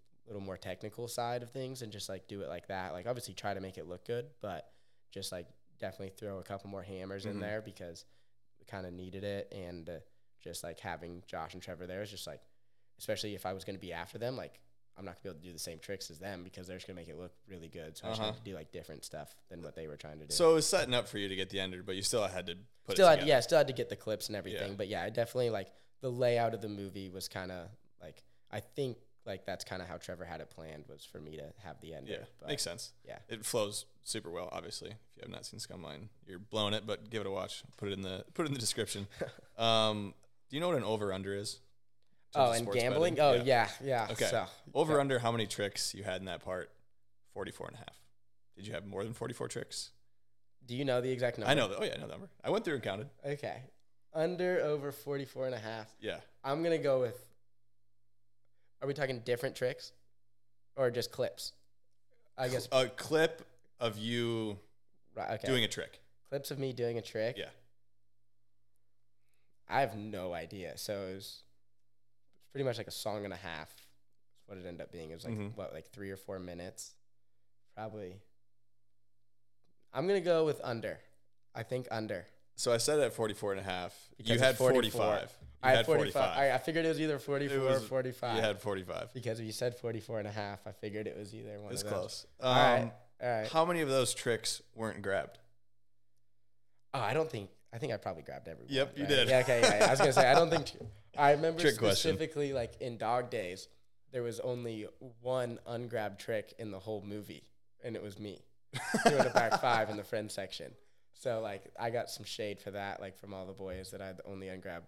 So I'm pretty sure like that was definitely, yeah, I mean, I don't think I'd do anything now either that's like ungrabbed. I don't. Oh, the wakes are so big. You got enough time. Yeah, might as well you grab have enough it, time. know? Yeah, you might as well grab. Like, I think it just like puts me like, for me, it puts me on the right axis. Like if I grab in the beginning, like it just like sets up the right. trick. Yeah, it's like almost like a setup. Okay. I went through and watched because I was like, did he grab the 10? I watched it the first time. I was like, wow, he grabbed every trick, I think. And then I was like, no, there's a 10, like a front 10. Yeah, at the yeah. beginning of the second song, I think, or maybe it's the end of the first one. I don't know. I was like, did he grab that? And I was, yep, did. So 0 for the Grab Matters podcast. That's a Yeah. that's a banger of a guess right there. 45 tricks that are grabbed.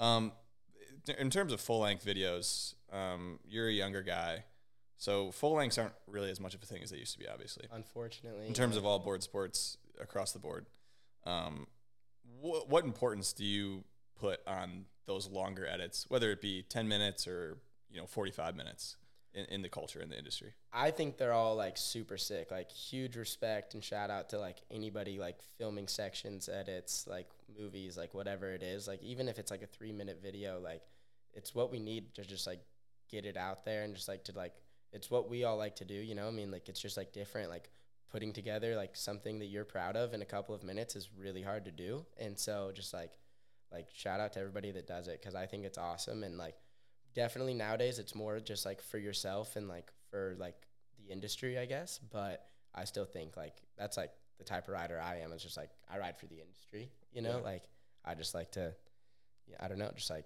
make an edit. I think it's really cool because it shows like who you are almost, not just like what you do on Instagram and stuff. It's just like, whether it comes to the song choice and like your trick selection, all that stuff, like just kind of shows who you are, and it's a little bit different piece. So Yeah. like just shout out to everyone that does it, because it's fun, it's hard, it's not easy, and It helps legitimize, I think, an industry and a sport as well. Yeah. Because if wakeboarding had 0 movies and 0 parts, it would be kind of like, it's just, well, yeah, it's just what, like, what are we doing here, guys? where do you, what's going on? It Yeah. just be, Like, where's the peak riding happening in the film? yeah, exactly. Like you got to be able, like there's always going to be edits that you can go back to that are like 5 years old and they can still like stand. Like if you can make an edit like to stand the test of time, like that's like you've done it. Yeah, right? that's how you like, know you did it. Like all of Raph's parts today are still insane, and they're like 10 years old. Right. Like it's insane. So Yeah. like to just be able to make an edit that can do the test of time is huge shout All right, out. you just brought up Raph. Speaking of goats, well, I guess there's only one goat, but what's it like riding with Randall in the boat? Oh, it is unreal. Randall is the nicest guy. He is so cool. Like, I've never felt, like, intimidated by him or, like, anything like that. Like, Randall's always been super nice to me and, like, just been, like, a total G, Like, he's a gangster. And when, like, I don't really, like, when he's in the boat, like, yeah, you're definitely, like, trying to be a little bit more legit. Like, when you do your tricks, you're trying to land bolts. You're just, like, trying to land bolts, like, make sure, like, you grab everything, like, the 10 probably isn't necessary when he's on the boat. Just like do a cool 7 or something, It's just like just make your shit look legit, I guess, when he's on the boat. But then you go and watch him ride, and like it's insane. Like he'll just like go out, like not even like touch the second wake, just full send. Like normally it's like a toe back 3 or like a fat like tailback 1 or something first trick, and it's just like, are you kidding me? Like how old are you, man? And like you're still just like sending out here, like no vest, just total G, Pure riding. pure riding. Beautiful. insane. So when he rides, is the whole crew kind of like, I feel like, I don't know, this might be kooky, but like, does it kind of quiet down and everyone's like, okay, Randall's riding? I mean, He's kinda yeah, doing his thing, no, definitely. Like, I mean, because like he doesn't come ride that often, you Yeah. know, and so like when he does ride, it's a gift, right? And so it's just like everybody's watching, nobody's like, as far as it comes to like when you're in like the driver boat, like if you're driving, like you're not really fucking around. Like you're like, it's hard to keep it straight. Like when I towed him during Scumline a couple times, and I was like, this is so hard. Just because he's edging so hard, and like riding on the Delta, it's so narrow. Like it's so easy to like put him into like if he if he does a trick right now, like he's gonna land in the other boat. I didn't think about that because it's so narrow. So it's like the chase driver, you got to be on it. Like tow driver, you got to give him enough room to edge out, but like still leave enough room for the chase boat. It's like it can get a little hectic, but it works out. Yeah, such a pleasure to watch him ride in video parts. I couldn't imagine what it's like in person. It's insane. Let's talk about Real Wake 2018. How did that opportunity come about? I got like just blessed, I guess. Like I don't know, probably like one of the more like underdeserved like invites to X Games. Like I'm not gonna lie, like you know, I think I don't even know if I had like competed in a pro event yet, and like I was competing in X Games. So it was like I just got hooked up. Like I remember, I think like Bob got like hurt or something, and Mastercraft ended up hitting me up and wanted like me to be like one of their riders for that event. So they hooked me up with a boat on the West Coast, an X-Star, and paid for all my gas, which was huge. Like, cause like the budget for X Games is like, all right, you get like $5,000, but like paying the filmer, paying the help, like, you know, like paying for everybody. Like $5,000 goes quick. Yeah. $5,000 goes very fast. So like to have them pay for gas was huge, you know? So like that was insane, but I got a call from, I think it was Parks or somebody, like just asked me if I wanted to be in it. And I was like, I mean, yeah, of course. It's a wild call. Wild call. So I was stoked, like fully like hopped on it, but it was cool. Like it was the first and the last time I've ever ridden a winch. Okay, so let's talk about that. You were primarily a boat rider still. I mean, you've ridden park. Obviously, you've hit spots in Real Wake, but why did you decide to do any winching and street riding? Well, I mean, we just like I'd watched like all the X Games before that, and it was no lie that like the street, like the winching, like got scored better in Real Wake. Like Dowdy put together, probably to this day, like the most hectic minute and a half video of boat riding. Yeah. Like he did everything. Like I don't think any there's like I don't know if any edit could top that. Right, thinking off the top of my head, like he did everything. Like so many 10s. He did a 12. Like he did everything. 12 off the wake, not 12 off the wake. Yeah, like toe 12 off the wake. Like it was insane, and like he didn't even podium. So it was like, well, I gotta have boat riding in it, but like I definitely have to have some winching in it too. So it was just like, let's go. Yeah. Okay, so it was kind of a calculated decision. Yeah, no, it was 100%. It was like I'm gonna have more boat clips, but I think it was like, all right, you need like around like just under like 15 hits, like whatever it is, like whether it's boat or winch. So it was like I think I had like 6 or 5 winch spots, something like that, and then the rest were boat. But yeah, it was probably 5 or 6. I mean, yeah. So that Oregon spot. Yeah, so that was the first time I ever rode a winch. Yeah, I'll put that clip in. Yeah, it's a pretty heavy. I mean, I would say it's a very heavy spot for your first time winching. You'd expect a little ledge or something. Well, yeah, maybe. I mean, like, but also I didn't really know it. Like, I didn't know what I was getting myself into, right? Like, I didn't realize like what happens while you winch, right? Like, I got like my winching experience has been like I just got like blessed, right? Like, no bad falls, no kickouts. Like, winch doesn't explode. Winch, I have never been kicked out of a spot. Every winch spot I went to, I got a clip, and I never got rolled. So it's Must like, be nice. I've called it a quits after that. It was just like, I'm hang good. up. Like I did what I needed to do. Like definitely like it takes a while. Like it's a process for sure. But like, and like my winching, like I didn't do anything crazy either. Like the things like BP, Gunther, and like all these like kids are doing now, like is insane. Like the technical stuff, like they're doing like actual like 270s on and stuff like that. Like I don't think I did more than like a board slide on or anything like that. So it's like, yeah, I don't know if you spun on to I didn't spin on, but you did have that huge back 50 on the concrete ledge, like before the bridge. Oh yeah, the rail. Did the boys think that kicker was going to get you up there? Oh, the concrete ledge. Oh, the concrete ledge. Way up Oh there. yeah, no. So that spot was pretty funny. So that spot's like in the middle of downtown Bend, and it's actually like a veterans memorial bridge or something like that. And there was like a pretty big tree in the way, so we went at like 4 a.m. and cut down the tree, and then like we're like waxing up the spot and like all this stuff, and then like the tree like got like stuck and like started like fucking up like the dam and like all this stuff because it didn't go down. It got like caught on these ropes and stuff. We never really like worried about it, but we were just like, all right, like we got to like get this going. Yeah. And so we set the kicker up, and it was just like, all right, like I never really thought about it because I was like, oh, kicker, place to land, speed. Good. I'll be fine. Winching's easy for me. I winching's don't fine. get slammed. Yeah, I at this don't point, get I had kicked hit out. like 4 spots already, so I was like, I'm good. Like, it'll get me up there. Like, we built this kicker. It's good. But yeah, I guess like after the fact, Trever told me, he's like, dude, I did not think there was a chance you were getting up there. But yeah, I only hit it twice. Like, I did like a 50-50 and like that late stale off on the first one.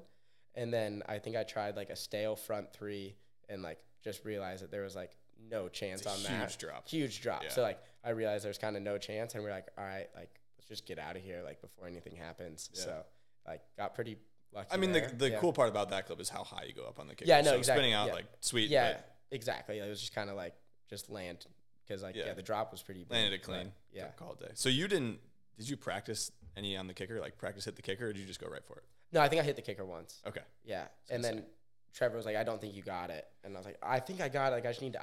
I'll be edging out of that one. I just hit it like because I just like hit it straight Rode on over because there's no way to like edge and like because like the difference between edging at a kicker and hitting one straight on is like at least a couple feet For of sure. pop. So it's Yeah. like, and my mind was like, all right, like I got like a 3-foot wakeboard on. Like all I need to do is get the nose. Like if I just like go into it like this, the worst case I'm gonna like wall ride. Yeah. and then pop board off. side wall ride and then So, yeah. get to the water. Like, yeah, so that was fine. Like, definitely worked out. Like I said, dude, I got blessed. Like, Winching's easy for Ty. How many? Well, actually, speaking of easy, maybe not easy. How many tries was that? The pool that you built to the rail, and you did a front 50, back 3. I yep, think? yeah. So that winching is not easy. That was like the second or third spot I hit, and it was like we found that like the same day as like the Oregon spot, but I wanted to hit the Oregon spot first just because it was a little bit more mellow. Yeah. But so yeah, we spent all day. Like it was. Did Trever give you the number? Because I think it was He like said 40 or 50. I think it was like 47 tries. I think. Yeah.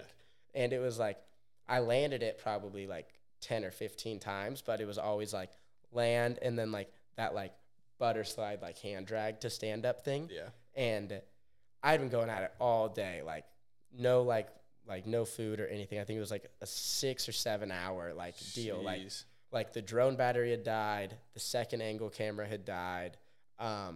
Like I think Trever said like there was like 1 or 2 tries left on his like either SD card or his camera. Like it was just like, or like we were like the day was getting over. Like the first like beginning clips, like the sun is behind the camera, and then by the actual shot, you can see like the sun is like on the other side of the bridge. Like it had been an all day. Props thing. to the boys for hanging out there. Oh, I know. Well, like it got to like 35 tries, and Trever comes up to me, he's like, "Yo, like how are you feeling?" And I was like, "I'm kind of dead, but like I think I can land at bolts." He's like, "Well, you're not going to be able to wakeboard tomorrow. Like I already know this. Like your legs are going to be toast. So it's Yeah. either you power through now and get the clip, or we just kind of call it a day and like it is what it is." And I was like, "Nah, like let's just like power through. Like Some let's vet see what advice right happens." there. Yeah. And so I just like, yeah, no, it was huge veteran advice because I was like kind of ready to call it and try to get it like tomorrow. Yeah. And he was like, "You're not gonna be able to ride tomorrow." And I was like, "Yeah, like you're probably right about that." And so, just like drank a little bit of water and like kept trying. And finally, like he was like, "All right, dude, like this is pretty much like the last try." And I was like, "All right." And just I don't know what happened. Just happened to be like bolts. Yeah, Like it was perfect. sick. Like I was so stoked. And then yeah, like went to dinner that night. Like had to be carried out by the boys because my legs started cramping up at dinner and like as soon as we got done, like I couldn't like move my legs. Oh. Like they just like cramped up and like I was in so much pain. Like it was like the Dang. weirdest thing. It's just like no water, Yeah, just super mad dehydrated. dehydration. Yeah. Yeah. But yeah, that was a wild one for sure. The last part we're going to talk about in the X Games, unless you have anything else you want to talk about, the ender, the double mode. Yeah. How many tries was that? Okay, so actual tries, like commits, I think it was like 3 or 4 commits. Okay. But the amount of double flips, it was about, I'm sure Trever told you, I think it was, I did the first day, we pull up, we're driving like 45 minutes to the spot. I did double flips all day long, like trying to get it. Didn't even commit on one. I think like I did like 40 doubles in a row without falling. Jeez. I think we counted like the amount of like through the whole double mob. I think I did 120 double cabs and I fell on 2. And there's like 3 or 4 cab rolls. It was just like my double cab had never been more consistent. But I was just such a bitch. Like I would not commit. Just totally psyched out on it. Just like totally like I just like don't know what I thought. Like I was just like I don't know. Like I just like, and then I tried the first one and like got kind of close and was like, all right, like whatever. Tried it again and like was just like, this is like, I think this is like the 3rd day of just like the first 2 days, like I didn't commit at all. And it was like, all right, like we're going back the 3rd day. Cause like I still like thought I could do it. And they're like, all right, like this is our last day to try it though. Like you have to like, and this was early on in the filming, but like I wanted to like, this was going to be the ender type of thing. Yeah. And so then like I tried it like the 3rd time and then like didn't get it or something like that. And I was like, I'm done. Like whatever. Like I don't want to do this. Like this trick isn't worth it. Like I'm over it. I'm tired. Just want to go home. And so like we went to like lunch on the water and like Josh and his brother were like talking to me and like Jer, like Josh's brother, like actually was like, he's like, dude, Ty, like you got this. Like just go out there one more set, drink a Red Bull, just like try it. Like try it one more time. Just commit one more. And I was like, all right, like I was so mad. Like I didn't even want to get in the water. I was like, all right, like I'll try it. Like whatever. Like we're here. Like let me try it one more time. And so I tried it and I landed it, but it was like sketchy. Like I like edged up the wake and did like a switch toe back 1 into the middle of the wake. And so it was like, okay, I landed it, but that's not usable for X Games. Like this sucks. And so then like probably like 20 more double flips later, like, but it was the next commit. I ended up getting like the clip, but that was just a mind struggle. Like so many double cabs, like an insane amount. And then I literally flew out like that next day to a contest. Wow. Fell on a double cab in the final. Well, you used all of them up. I used them all. Yeah. I mean, it's like just a mental battle because once you start doing enough of the double cabs or double flips before you do the double mob, you're in your head. It's like, oh, I should have tried it already. Yeah, I know. And now I'm just doing these double flips. I was just doing double flips, but Trever was just like, dude, like, well, if you can do the double flip, you can probably like at least try the double mob. And like in my mind, it was like he was like rather watch. He was like, when you do a cab, like I don't care, but like when you do a double cab, it's like just do a 180. Just like, and I'm just like, yeah, like I don't know, like to me, like just didn't add up. Like I was just like trying to wait for like the perfect double cab, and like I still do at home. Like it takes me forever to do a double mob at home. Yeah. Like, well, it's a very, very technical trick. I mean, super hard. Yeah, no, that trick took a lot of sets or just a lot of mind going on because so many double cabs, dude. Is there anything else you want to talk about on the real wake part or? Not really. That was a cool experience. Like once again, thanks to Josh helping me out, driving me that whole time. Like Hayden Berg was second on the cam, helping out, flagging, doing whatever, brought the good vibes, like having the boys there is huge. What place did you get? I got third. Yep. Okay. Still got that bronze medal hanging around somewhere? Yeah, I do. Would you run it back if the opportunity presented itself? For sure. 100%. And you'd winch or? Yeah, no, I would have to winch. Okay. Yeah, I'd probably have to start riding cable again. But yeah, I would have to winch, yeah. I mean, like, you can't, like, I'd probably, like, I would probably do, like, strictly double ups and winch if I was to do it again. There we go. Like, but who knows if I actually get invited, what tricks I actually do. Hopefully you do. If it happens again, which hopefully it does. Yeah. Speaking of park riding, I think this is probably a good time to talk about the injury you had at Lake Ronix. Yeah. Park riding's taken me out a couple times. Just let's run me through that. So just Lake Ronix, yeah. So we're out there, we were just kind of hanging out on the dealer cable. There was like a bunch of little Groms there, like their families. We were doing like a Ronix like Grom day, and like the system 2 broke, and we are like all kind of just like hanging out, and I was like, oh, like I'll just go ride the jet ski on some rails, like it'll be fine. Like was riding the jet ski, like B-Dog was driving, like Massey was filming and stuff, and we were just on the back and just like decided to hit like the fun box the opposite way, and like when I ollied on like the jet ski rollers, because we were hitting it like on the outside, like kind of like moved the box, and like I obviously like didn't have the best line, so like I went over, and like the fun box has like a wall on the other side, like of the kicker, and just like landed, happened super fast, like let go, and just like bang, just like ran into the wall. And some people might not know, like I don't ride with padding in my vest. So I don't even actually think I had a vest on. Like, I think I just had like a shirt on or something.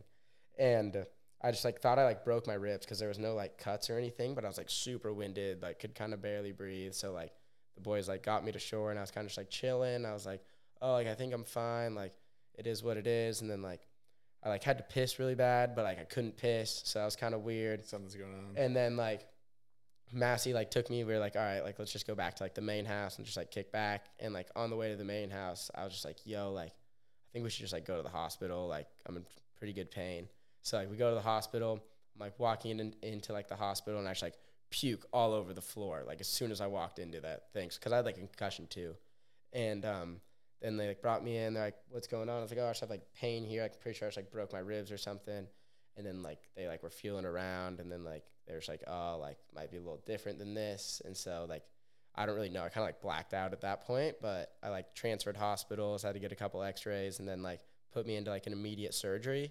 And they were like, I remember like right before I go into surgery, the doctor's like, yeah, so like just heads up, like you might wake up with like a bag and like a tube hanging out of your stomach. Like, and I was like, yo, no, like whatever you do, that is not the plan here.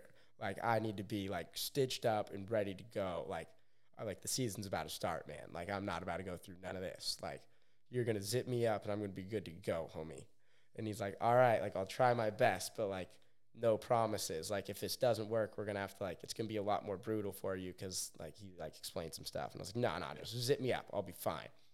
So like they go in there, they had to like take out like 14 inches of my small intestine because it like cut in 3 different spots.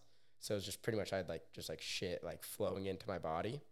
And so then like they stitched me up. It was like all good. I was like in the hospital and then just like, you know, kind of like recovering. And then like they have to like stick it. They like weren't like, since I didn't want the bag, they had to like stick this tube like through my nose and like down my throat. It was like crazy. Like I was like supposed to have it in there for like 24 hours. I think I only had it in there for like 5 hours and I made them take it out. Yeah. I was like, you guys got to take this out. Like this is doing nothing because they were like vacuuming all the stuff out of me. And they're like, no, it has to be in there. And I was like, look it, like it's all out. Like it hasn't gone up in like an hour and a half. Like everything's gone. And they're like, no. And I was what, like, you mean like blood or internal bleeding or like what? No, just like shit that was in my stomach, like food and like. So they're like, emptying it. Yeah. Yeah. Like, so it was like internal bleeding too. Cause there was blood and stuff in there too. Yeah. But yeah, it was like, yeah, they just like vacuum it out of me. And so it was just like, that was a nasty process to like get all that done. And like, yeah, it was just kind of weird. But then like 3 months later, I was good to go. Like made it back for the first event. And like the first like few like events, I was doing pretty bad. Like wasn't fully back. But then I was also filming Scumline during that time too. So it was just like, it was a really weird time like to like start filming a movie. Cause like I wasn't completely healthy till like 75% of the way like through the movie. Wow. And so like, it was just like, yeah, it was a bit brutal, but like there was no like head game to get over the injury, which was kind of nice, you know? Like I was never worried about anything or like, cause I knew it was just like, once I'm like good to go. Cause there was no like timeline. It was kind of just like, when you're good to go, you're good. And so they gave me, it was like 3 months to return to like normal activity and then 6 months to like be like fully normal again. But like I took like 3 months normal activity to be like my normal activity. We're good. So like I like went hard in rehab for like, cause it was like 2 months of like bed rest and then like a month of like rehab. Yeah. And so it was like that month in rehab, I just like went pretty hard and then like got back and like was good to go. But like definitely came back like earlier than I was supposed to, but like everything was all good. So it was fine. What was the official diagnosis or when you went in? Do you remember?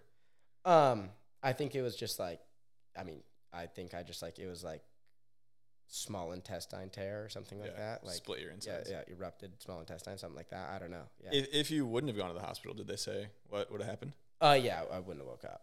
You'd have died. Because you go like, do you know what going into septic is?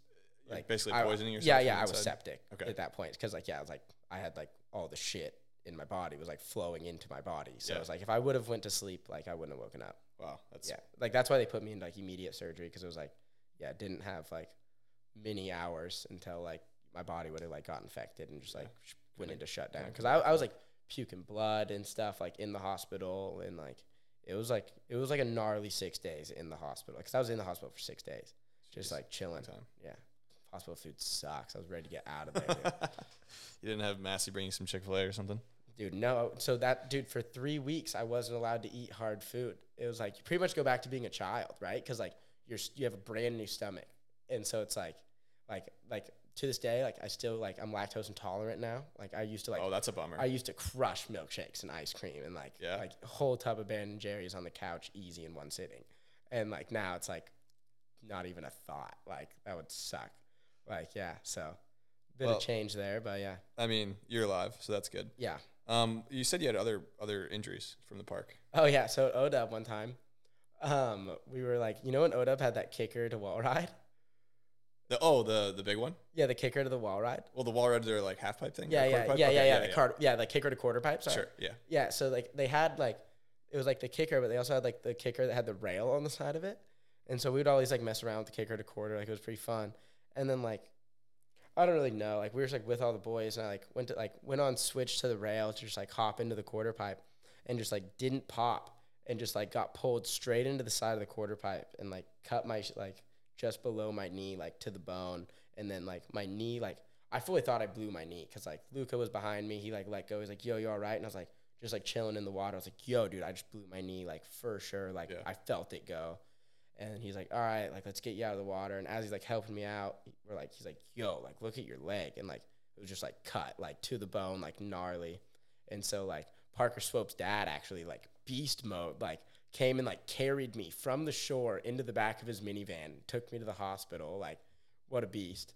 And then, like, it was just, like, nothing ever happened to my knee. Like, it was fine. Like, I just got, like, stitched. Like, yeah, I just got, like, stitched up, and I was good to go in, like, 4 weeks. But like, I got an x-ray, like, after I got the stitches because I was like, my knee's blown. Like, I felt it blow. Yeah. And I got an x-ray, and, like, there was, like, all of it was, like, sore, but, like, nothing tore. Like, I guess, like, what had happened, my knee, like, fully dislocated and went back in, like, while I was crashing because, like, one foot ejected, and then my right foot stayed on. So my board was just, like, doing these ones down the quarter.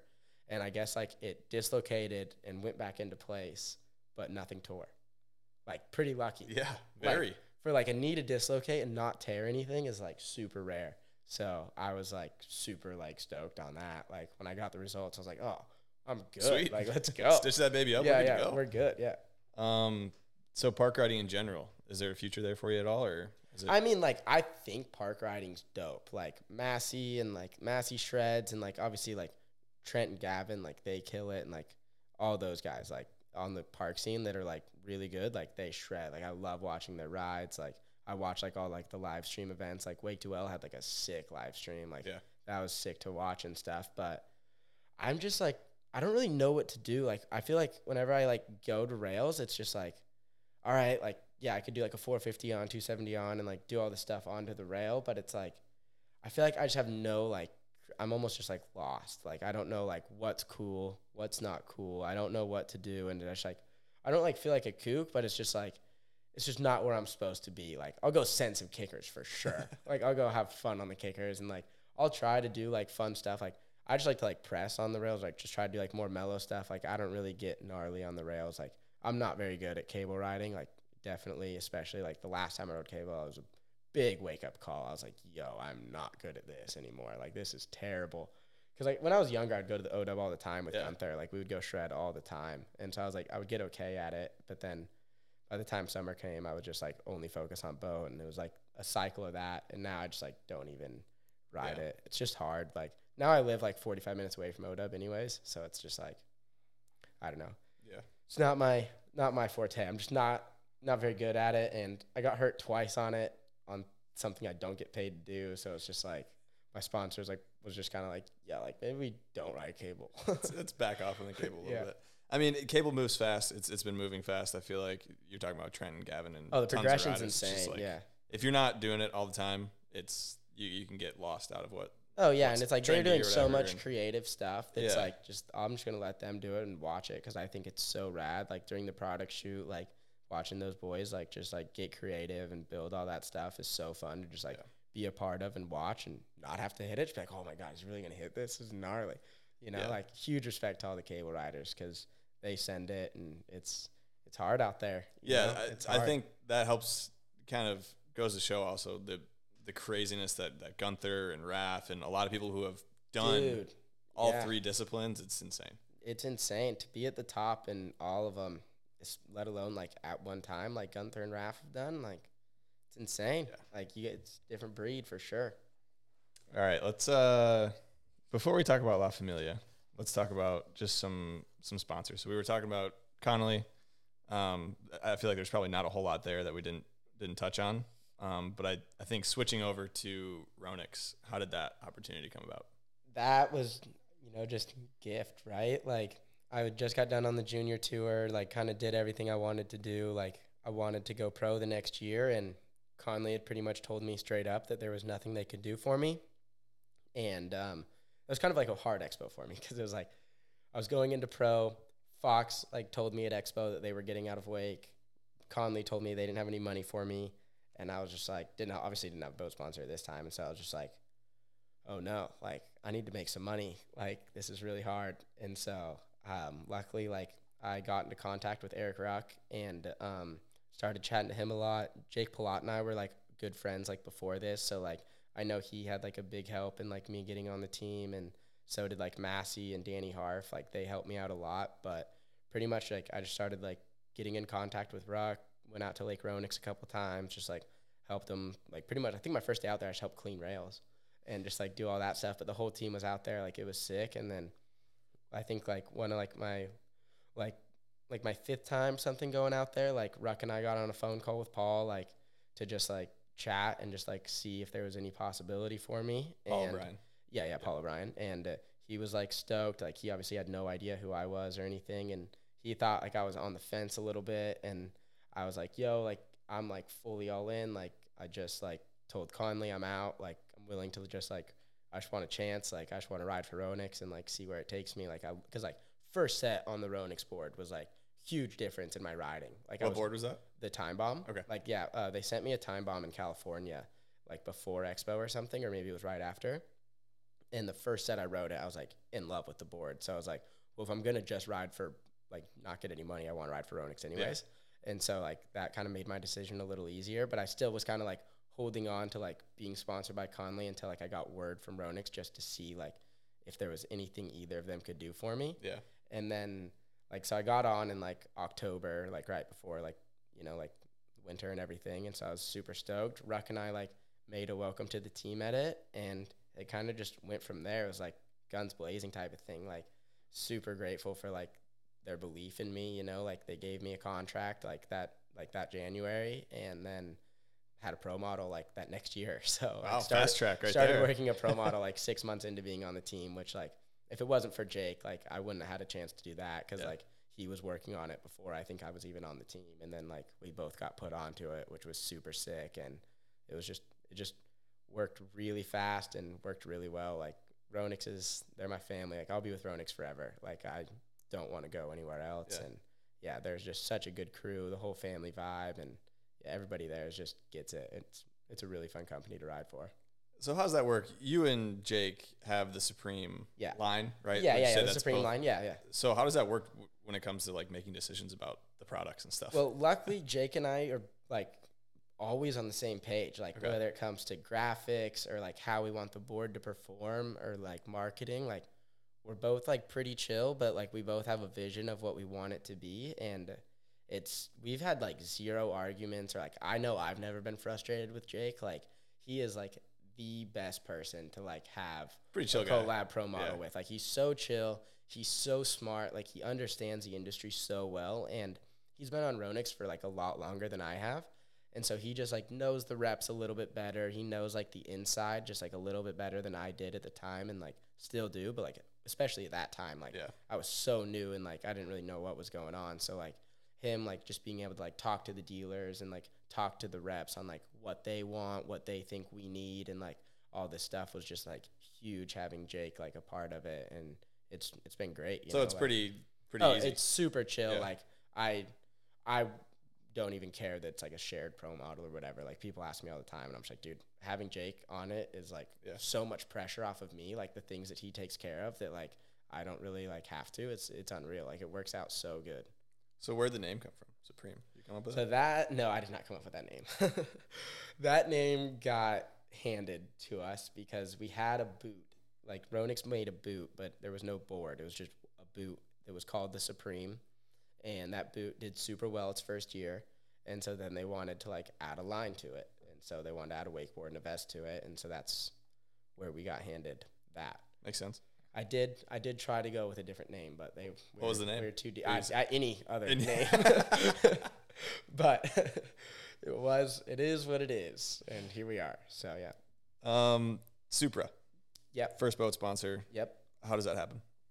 I was eating dinner. It was about 8:00 at night, and I was like about to head into like my second year on tour. It was like February or something, or it was January or February, and I just see like I was on my computer, and like my computer starts dinging. It was like whatever number from Knoxville, Tennessee, and I was like, oh, this is either Supra or Malibu for sure. I just kind of knew. I was like, this is either Supra or Malibu. Like Knoxville, it's one of those. Like I knew it wasn't Mastercraft because I had just like gotten done talking to them, and they said they didn't want to like hire anybody. Like they didn't want any other team riders. Yeah, they weren't bringing anybody on. Like kind of had my hopes up because of the X Games thing, but it just wasn't the right timing yet. And it is what it is. Everything works out, comes full circle. But yeah, it was Rick Tinker on the phone, and he was like, yo, like we're thinking about adding a couple riders. Like we want to add you. Like, what do you think? And I was like, yeah, I'm down. Like I was a pretty easy sell. Like I didn't negotiate at all. I was just like, yeah, like I don't have a boat sponsor. I was like, I don't have a boat sponsor. I want a boat. You guys do the tour. Everybody else has said no, so let's do it. Yeah. I'm in. So yeah, like got onto Supra. They got me a boat, and like very grateful for them, like to take a chance on me as a young kid. And obviously, like things just didn't work out. I guess I was under contract with them for like a couple years, and like obviously like didn't have the greatest year on tour after I got hurt, because like I got hurt and I was filming a movie like back to back, so it was just like not gonna have a good year on comps at that point. And so didn't really have a great year on tour, and I could kind of feel that the vibes were weird, but I was like, oh, I still have like a full year on my contract, like everything's fine. And then January 6th of 2022, I get a call, and it was just like it was like the current team manager, Adam Higson, and like a couple of the marketing people.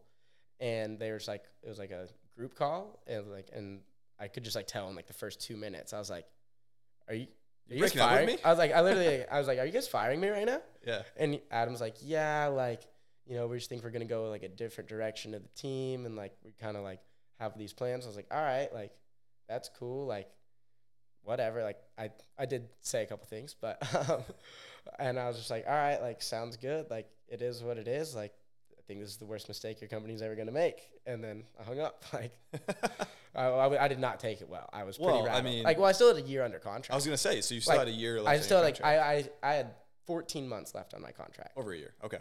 And because like it was like March was when my contract was signed. So I was like, and they're like, we'll like pay you out to like till March, like to finish out, like, because apparently it was a 2-year contract, but they had the option to like re-sign me. This is some football shit. Yeah, yeah. So like they had the option to like re-sign me if I wanted to, or if they wanted to, but like I didn't have a choice. But if I wanted a new boat sponsor, probably they would have, who knows.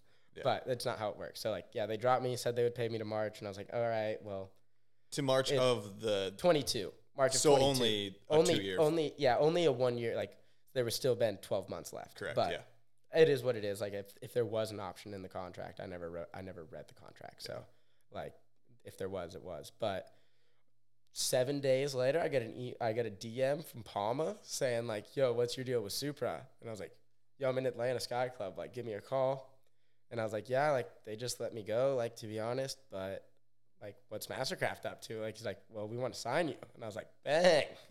So like March of 2022, I signed with Mastercraft, and we were good to go from there. But Supra never even ended up paying me to March, which was pretty dog. They just like, wow, that sucks. Yeah, that was pretty wild, but it is what it is. Like, no hard feelings, I guess. Like, for sure. It's the industry. It is what it is. But, you know, if you're gonna I was definitely like, there was like 3 weeks there where I was like, oh my God, I'm going to go broke. Like, I need some money, because I was like, and then. So the Supra contract, you were getting paid and you got a boat. Yeah. Correct. Yeah. Obviously, it wasn't like a huge lot of money, like, but it's like, you know, like $1,000 a month at that time, like, goes long ways, you know, like when you're losing, like, you know, because it's like, you're not getting contests. Yeah. Yeah. And then it's like, you know, it's like at that point, it's like it's like it was like 50% of my salary. So it was like, you know, I was like struggling. I was like, all right, like what am I gonna do? Got to cut back on some things here. Before we talk about Mastercraft, what's that like? Do they come pick the boat up? Do you take the boat to a dealer? What's that process? Is it awkward? No. So okay. Well, so to be honest, my boat at that time was just at Lake Ronix, like just in like a graveyard kind of thing, like just on a trailer in the yard. Yeah, just kind of broken on a trailer at Lake Ronix, because like that's when I noticed things were kind of getting weird. It was like November and December, and I was like, yo, like I need a new boat. This one's thrashed, like, and they were like kind of just like not really like. They probably knew. Yeah, they knew, but like they didn't want to tell me type of thing. So like they just like weren't figuring it out, and I was like, all right, well my boat is at Lake Ronix right now, broken, ready to be picked up whenever you guys want to pick it up. Okay. Like, and like so I never really even saw them, but like I think like the day that I got dropped, Reed was at Lake Ronix. Like they went to Lake Ronix and picked up my boat, which is how it should be. Like that's fine. Like it's not like that's no worries there, but like there was no like awkward. Like I didn't have to like see them or do anything, because like. And even if I did like see Reed, like Reed had nothing to do with the decision. Like that, I'm still friends with, like, you know, so like that's fine. He was just doing something he had to do. So it was just like that was fine. But definitely like the first time like I saw like the team manager and stuff, it was just kind of like at that next pro tour, I was just kind of like, I definitely was like a little bit salty about it. Like I was just like getting dropped is not like did not feel great. Especially when you're young. It's not like you're like 34 coming to the end of your career. Yeah, and like dropped. I still won like trick of the year that year and stuff like that. Like I was just like, whoa, like this is so wild that seems kind of quick. Yeah, like this is crazy. Yeah. But yeah, like they had a different direction they wanted to go, and they signed a couple other riders. So it is what it is. And I think it worked out. Like hindsight worked out great for. It always works out. It worked out great for everybody. Like Jamie got a boat. Jamie Lupina, which is awesome. Yeah, Jamie got a boat, like, hooked up. Like, it worked out for everybody. Like, hindsight, like, I'm stoked. Like, it worked out great. So is it true still that if you're a super athlete, you get more practice runs on the PWT? When I definitely would, like, I would get practice for sure. But you go do media. But other riders wouldn't get as many. Well, like if you're not a super athlete. Oh, well, okay, yeah. So, like, the way it works is, like, most of the PWT events, there's no practice. Some events, they'll do a practice run, but, like, most of the time, you don't get practice. Like, you just show up to the event quarters, and you're on. Like, you go straight into it, right? Okay. So, like, no practice. Yeah.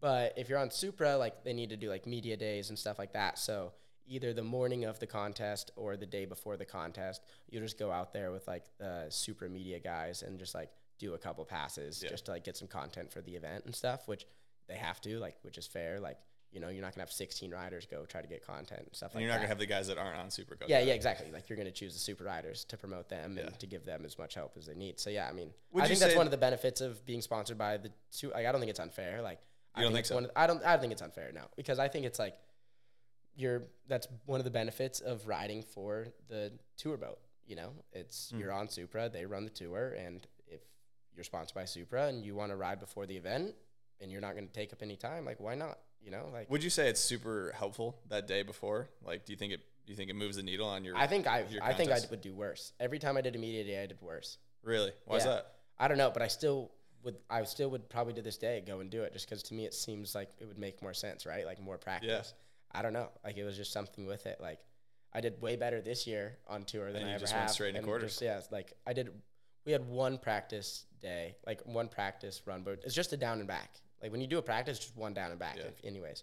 But the first event of the season, they did a practice day. And so I got practice that day. But it was like, then like 30 minutes later, the event started. So it was like, that was kind of nice. But it's a lot of riders to go through. Like, it's not like a snowboard or a cable park where you just send them in there. Yeah, you just like send them and practice is like underway or whatever. You know, it's a little bit different. So it'd be sick if we could like show up on like a Monday and ride once a day, like every day, and get practice. I think the riding at the event would be insane. But you probably have a lot more consistency. Yeah, you know, the consistency would be insane, but it would also like suck to be in an event for 5 days before the event actually started. Well, I guess, I mean, the event wouldn't have to start. You could really just have the boat there and the course, and then you have a driver. And if riders want to show up to practice, they can. But it's mainly on the driver. Like, dude, I feel so bad for Trev.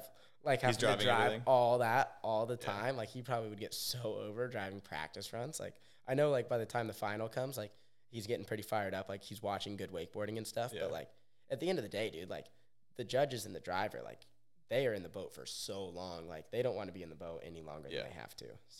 So, yeah, I mean, we're not going to figure out how to rework the PWT events, but it would be cool, I think, to have all of the qualifications go down days before and practice days before, and then you have the actual final that's like an hour or 2 hours at most. Yeah. I don't know how you do that, but Yeah, I think in terms of like a product people can watch or a live stream or an in-person event, like that would be awesome. You're saying just just do like 1 day main event, 1 or 2 hours of the main event, and then the day's over. Like, Pretty much, yeah. Yeah, no, like it'd be a lot easier for people to like hang around for the and for the digest event and and stuff. digest like the best riding possible for sure. I think that would be sick. But yeah, I mean, it And I also think would kind of suck to like all the other riders though to like go out and like just get absolutely zero publicity for the event, you know, because it's like to make the finals hard. Like most of the people in the final could still like almost win and True. like do good. So it's like not like them getting like zero exposure would kind of suck. But as far as it comes to like spectating, like it'd be pretty. Just don't blink because it's gonna be quick for sure. Well, that's good. That's what people need, I guess, these days. And maybe 2 or 3 boats, so that way boat goes down and the next person's ready on the next boat. Yeah, that'd be like sick. a roller coaster or just something. ready to go. Yeah, the water conditions would be hectic, but for sure. Let's talk about La Familia. La Familia. What is La Familia? It's just our crew, you know? I mean, it just kind of happened, you know? It's the boys, it's us, we do what we want to do. If you like it, word. If you don't, we don't really care, you know? You met anyone that doesn't like it? No, I don't think so. Okay, I was going to say. Yeah, like, no, I mean, but it is just like, you know, it's like, we're just going to do it like kind of how we want to do it. And if you don't like what we're doing, like, that's totally fine. Don't watch the videos. Like, it is what it is, you know? Like, we're just doing it the way we want to. We're all having fun doing it. And we're just a group of boys trying to keep wakeboarding alive. Who is it? Who's in the crew? So La Familia is Daniel Miles. He's the filmer of everything. He is La Familia. Like, he's the Instagram account. He's the mob boss. He's the YouTube. He's the editor. He's the video. He is everything. Yeah. And then obviously Massey, Sam, Luca, Kai, Ulf, Brandon, and Josh, and myself. So there's 9 of us. Okay. Yeah. Solid crew. 9-man crew. Yeah. How did it start? Were you guys all shooting the shit around the campfire one night? Or To be honest, I was in California, and all of a sudden, I was just a part of this La Familia thing. And I was like, down, like, let's go. Because it was just like all the boys were just like, it kind of just like started just like we all would ride together, hang out at the house, or do whatever, like every single day, anyways. And it just like nobody would really come ride with us because there was like so many riders. Like when we were on the boat, it's like for like 4 or 5 hours for everybody to ride once. And we couldn't really go ride with anybody else because it's like, hey, can me and 8 of my friends come and ride? So it was just like, we were just kind of like riding together, hanging out together all day, every day. And La Familia just kind of formed. Like it just is what it is now. Like slowly but surely it got to where it is. And, you know, it's sick. It's just been super organic. We're all best friends and we travel to every event. We hang out with each other 12 hours a day. And yeah, they're all at my house right now. Do you all live together pretty much? I mean, pretty much. I mean, we don't, but like, so me, Massey, and Daniel live together because we're the 3 that like live in the U.S. 12 months of the year, right? And then Luca lives on the same lake at just a different house, but it's like a 2-minute drive. And then Sam, Ulf, and Kai live like 10 minutes away. But last year that we all lived on the same street, which was sick. Sweet. But they have to find a new house every year. So it's like, it's a little harder for them to like get that same house. But I mean, literally from 9 a.m. to 10, 11 p.m., it's all of us are together at my house every day, or our house. Like we rent the house. So, But yeah, just chilling. Everybody's there. The house gets pretty thrashed, but you know, it's worth it. Like it's, you got 9 boys having a good time. Yeah, it's sick. Like we're all like, you just like, we'll go out. Like sometimes we'll all ride at once. Sometimes like we'll all just go out and like 2 people will ride and then we'll go back in. A couple more people go ride. Like, it's just kind of works free out. flowing. Like, yeah, it's just a free flow of whatever wants to go down. So, you got a movie coming up. Yep. It just got announced to the public, I guess. Oh yeah. It at the end of the last edit. Yeah. I mean, to be frank, we have filmed 0 clips. We have 0 things in the hard drive for it at the moment, but it is gonna happen. But the idea is gonna happen. Yeah. So we just bought a camera, so that'll be sick. We surprised Daniel with like a camera and a Pelican case, so that'd That's be sick. sick. Yeah, Sweet. he doesn't even know about it yet, to be honest. Oh, well, this won't come out for a little bit. Well, so. no. He got home like last night at like. Oh, you're gonna give it to him? Yeah, it's on his desk and everything, but like he got home at like 6 a.m. from work and everything. Okay. So because he was working in Fort Lauderdale, so but he's gonna be stoked. Like he's gonna be stoked. So that'll be sick. Like got the camera, got everything ready to go. Now things are happening. We go to Portugal in the end of August. And so I think that's kind of going to be like our first trip. Like we're going there for Worlds, but we're going to go a couple days before, probably going to try to film, and then we're going to Mazzy's place in Italy after that. So I think that's kind of like where like the first, like that's our first trip. Yeah. So, but not going to say too much about it, to be honest. Like we definitely have a plan for it, and it's going to be cool. But like at the moment, it's just like we're just going to let it happen. I don't know when it's going to be released. Like, I would like, especially since I just filmed Scumline, like I want to take our time with it and like really make it like something we're all happy with. But like probably September of 2024 ish, we'll see. Okay. To me, that's a little soon, but well, you could wait till spring and then premiere it in the spring and have all winter to stack more clips. Yeah, exactly. I'm a big spring wake movie premiere believer. Okay. Not in the fall, because I feel like the season's ending in the fall. Yeah, exactly. You're trying to build hype, but everyone's kind of putting their boat away. And yeah, that's true. I don't know, whatever. That is true. But so it is going to be like a traditional movie in the sense that, not how long it is, you don't know, but like traditional movie premiere, all that kind of thing. Yeah. No. Yeah, we're going to do a movie premiere. It'll be a YouTube movie. We're not going to charge for it or anything. Yeah. And yeah, it's just going to be, we're just going to travel a little bit for it and try to get the best clips we can and tell a little story along the way. That's exciting. I think the excitement will build in the next year or so. But we're stoked for it. We got a vision for it, and we're just gonna try to stay true, do what we want to do, but tell a little bit of a story. Okay, telling a story with the movie. I like it. Leave it at that. I feel like we kind of jumped off your boat sponsor. We didn't fully talk about Mastercraft.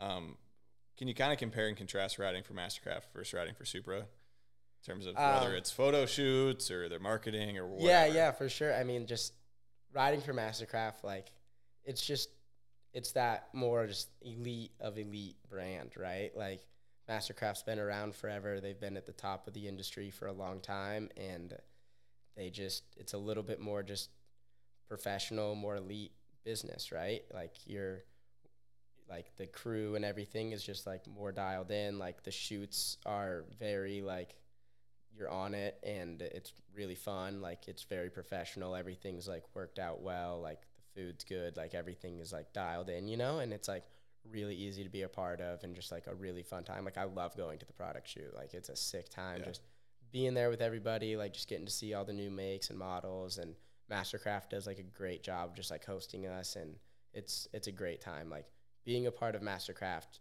feels like a lot like being a part of Ronix, just like more of just like I'm actually like a part of the company, not just a team rider.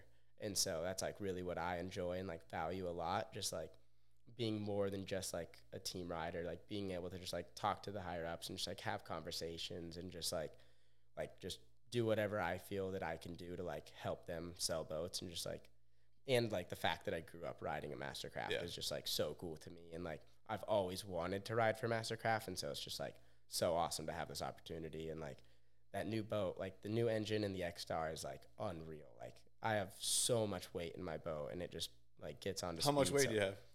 So I think like my like weight in my boat is 8,000 pounds, and then like with the weight of the boat, I think it's like 15 or 16,000 pounds of like moving, like moving pounds. Yeah, it's a lot of weight. Yeah, the weight's huge, biggest wake in the world. Like I really think like I have the biggest wake in the world in my backyard. Yeah, which is like so sick. Like it's awesome. It's helped all of us so much with just like riding, and just like it makes like everybody, I swear, like their first time they ride it, like is able to add a 180 to a trick. Like it's insane. Would you say Mastercraft or Supra put a lot of pressure? It sounded like Supra did in terms of your contest results. Do you feel that? Yeah, I mean, so I definitely feel pressure from the contest, like a little bit, like just to like do well, and to like, I feel like that's where like a lot of my value is right now, like is to just like try to be on top of the podium. And as far as it comes for like riding with Mastercraft, like very like grateful and everything, like it's been awesome. But like I'm like the first rider that they've signed that's like I'm not a contest guy, but like I do all right in them. Mm-hmm. But I'm coming like I'm the first rider after Harley, so it's like I'm kind of just like bound to disappoint, right? Like like Harley just wins like hundreds of contests a year, and then it's like, oh, if I win one, I'm like, yeah, like let's go. And so it's like, you know, definitely a little bit of a different aspect. Like I'm not sure like what their expectations were or anything of like me doing and like winning contests. Like, well, you got a dub, so yeah, I've gotten a dub both years, so that's been good. But I definitely think like they want to see me on top of the podium, but so do I. So it's like more of the pressure's from myself. Like, yeah, for sure. But yeah, I mean, it definitely. But like, I think like having that pressure of like coming after Harley and like I've never heard like directly, but like they want me to do good in contests, I think. But like just like it's definitely keeping me more like motivated to like every contest matters type of thing. Yeah, and like, definitely trying to do that. But money's good in contests too, so it's like you want to do good for that as well. Yeah, so 100%. It's no like insane amount of pressure, but there's definitely times where like if I do like bad twice in a row, I'll start to get stressed. Like, oh, I'm gonna get dropped. Like this is terrible. So you had a like, little PTSD going on from yeah, that. no, I definitely have mad PTSD. Like I'm never safe. I'll never think I'm safe again. But oh man, keeps you on your toes. do you feel pressure to post a bunch of stuff on social media, or do you think No. Steele's got that covered? Yeah, no. So I was pretty like, I realized it very fast, and I think I like even told this to Palma. I was like, yo, like, I am not going to be able to compete with Steele, Meg, Harley, Austin Keene, Ashley Kidd. Like, their Instagrams are going to, one Instagram post by them is going to get more views than my whole year combined, right? Like, they post more times in a month than I do in a year. Like, they're really good at it, and, like, good on them, because, like, social media game's a hard game to play. Sure like, is. It's really hard. Like, I suck at social media. So I don't feel much pressure by that. Like, I've just kind of always been like, I'm going to post what I want to post. And, like, what I want to do as a wakeboarder is, like, never going to change. Like, I just want to be, like, the best wakeboarder I can be, and, like, try to push the limits of what I can do and Make it look good. Yeah, and just making it look good. Like, and posting that. Like, it may not be as often I post, but when I do post, I want it to be, like, something not bad, you know? Yeah. So that's kind of like my approach on it, and I haven't gotten any shade from them in that way. So Yeah, I'd imagine they probably it's been all super smooth sponsors sailing, yeah. Or like, well, you're bringing something different to the table. You know, we've got Yeah. some influencers or whatever. But Let's get some other kind of flavors on the team. Yeah. Speaking of podiums, I guess we were talking about podiums a little bit. Boots on or boots off your board on the podium? I don't care. What's the deal with taking them off? Well, that's kind of what I think. It's like you should probably just bring up whatever stick you just rode like minutes ago. Yeah, unless so you're already- unless like you're gotta make the flight, like you're going straight, like yeah, just keep the boots on. Like unless you have like a specific board for your podium where your sticker job is just like unlike anything else. I think you that's could ever Corey. do. Corey's strict boots off. Is he? Yeah. See, I've never even noticed that. I bet he's got Yeah. a spare. I guess that he just runs the spare with the stickers on or something. I don't know. I just I only bring one board to contest, so I don't really have another option. So You ever broke a board?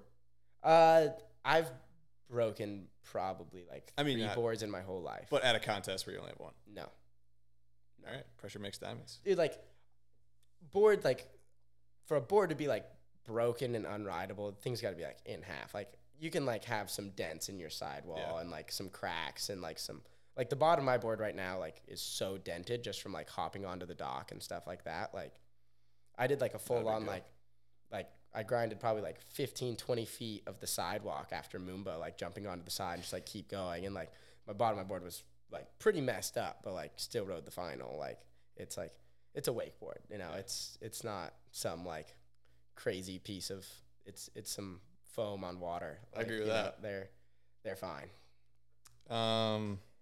You ever gotten in any altercations with any security at any events? This is from Massey. Oh, yeah, I have. I have at Wakefest, actually. Oh, the year you won, or? Yeah, well, it was the night before I won. But yeah. Okay, good omen maybe. Yeah, no, it is. Well, we thought it was good luck for La Familia, to be honest, so the cops at Wakefest just kind of like have it out for us a little bit. Like the year that Kai won, the night before that Kai won, we were all just like partying on the dock, and like it's on the dock, like it's a marina restaurant, but they have like live music and playing and everything. And Sam goes outside of the marine or outside of the restaurant area, just like to the back, like nobody's around, like nobody. It's pitch black. You just got to take a piss off the dock real quick into the water. Very common thing to do. Freaking the cops, like, or the security guards, but they're like actually cops, like came up to him like, hey, like you can't be doing that. And he's like, yo, like I'm just taking a pee, like it's all good. And he's like, they're like, nope, like you're out of here, and like grab him and like take him out, like take him off. And we're like, what's going on? So like we go out there a little bit. We're just like, what's going on? You know, like, and then they end up kicking him out. Like they like wrestled him to the ground and like just like totally like abused him. Like he definitely was not like super like chill. He was maybe like trying to get away a little bit. So they had to like force him down. But it took like 3 of them to like secure him. And then the next year, and then Kai won the next day. So it was hype. Like weekend was good. Everything was great. Yeah. And then the next year, like I got like the dad cam and I'm like filming like all like the dance floor and stuff. Like I'm in the middle, like, and so I was kind of getting like pushed around a little bit, you know, like it's a dance floor. And all of a sudden, like we had kind of like, I don't know, it was just like so fast. Like I'm just getting like choked out and just like, you're out of here. And I was like, what? Like, what's going on? Like, I'm just filming, man. Like, what's going on? What's going on? And he's like, I'm not having any of this mosh pit shit this year. Like, you're gone. And I was like, nah, like, it's fine. Like, everything's all good. And he, like, drags me through the kitchen and, like, takes me out. And I was like, damn, like, all my friends are inside. We were just talking to, like, 6, like, this big group of chicks. Like, we were on. Like, damn. And it was, like, still, like, super early in the night. It was, like, 9:30 or 10. Like, it was, like, I don't got to go to bed for, like, 2.5 hours. I'm sweet. And then, like, the boys, like, came out. They're like, what was that? And I was like, oh, like, I don't even know. Like, that was wild. I just got kicked out. And Daniel was like, oh, just give me the camera. They won't even notice it's you. So I gave Daniel the camera. I walked back into the bar. And literally, we were in there for, like, 15 seconds. And just, like, I get, like, choked out. He's like, you're not allowed to be here. And then Daniel's like, yo, like, what's going on? Daniel gets choked out. And then Sam's like, yo, like, what is happening right now? Sam gets choked out. Luca's watching all this go Dropping down. like flies. He's freaking out. He's like, what is happening? Like, my friends, like, what is going on? And then, like, as I'm getting dragged out, I'm like, this is police brutality. Like, this is fucked, man. He's like, oh, I'll show you police brutality. And, like, spins me around and, like, elbows me in the face. And I was like, yo. And I was, like, about to go, like, after him. And I just get, like, hugged by this, like, big dude. And he's like, yo, like, I'm an undercover cop. Like, we just got to get you out of here. Like, that was wrong. But, like, we just got to get you out of here. Let's end this. Yeah. Like, and I was like, all right. Like, and we were just, like, I was heated, dude. I was so mad. Like, I was so mad. And then just, like, kind of just, like, chilled for a couple hours. And then was like, I was so mad. And then just, like, the next day ended up winning. So, like, that was pretty cool. Got to talk some shit to the cops. Like, it was pretty funny.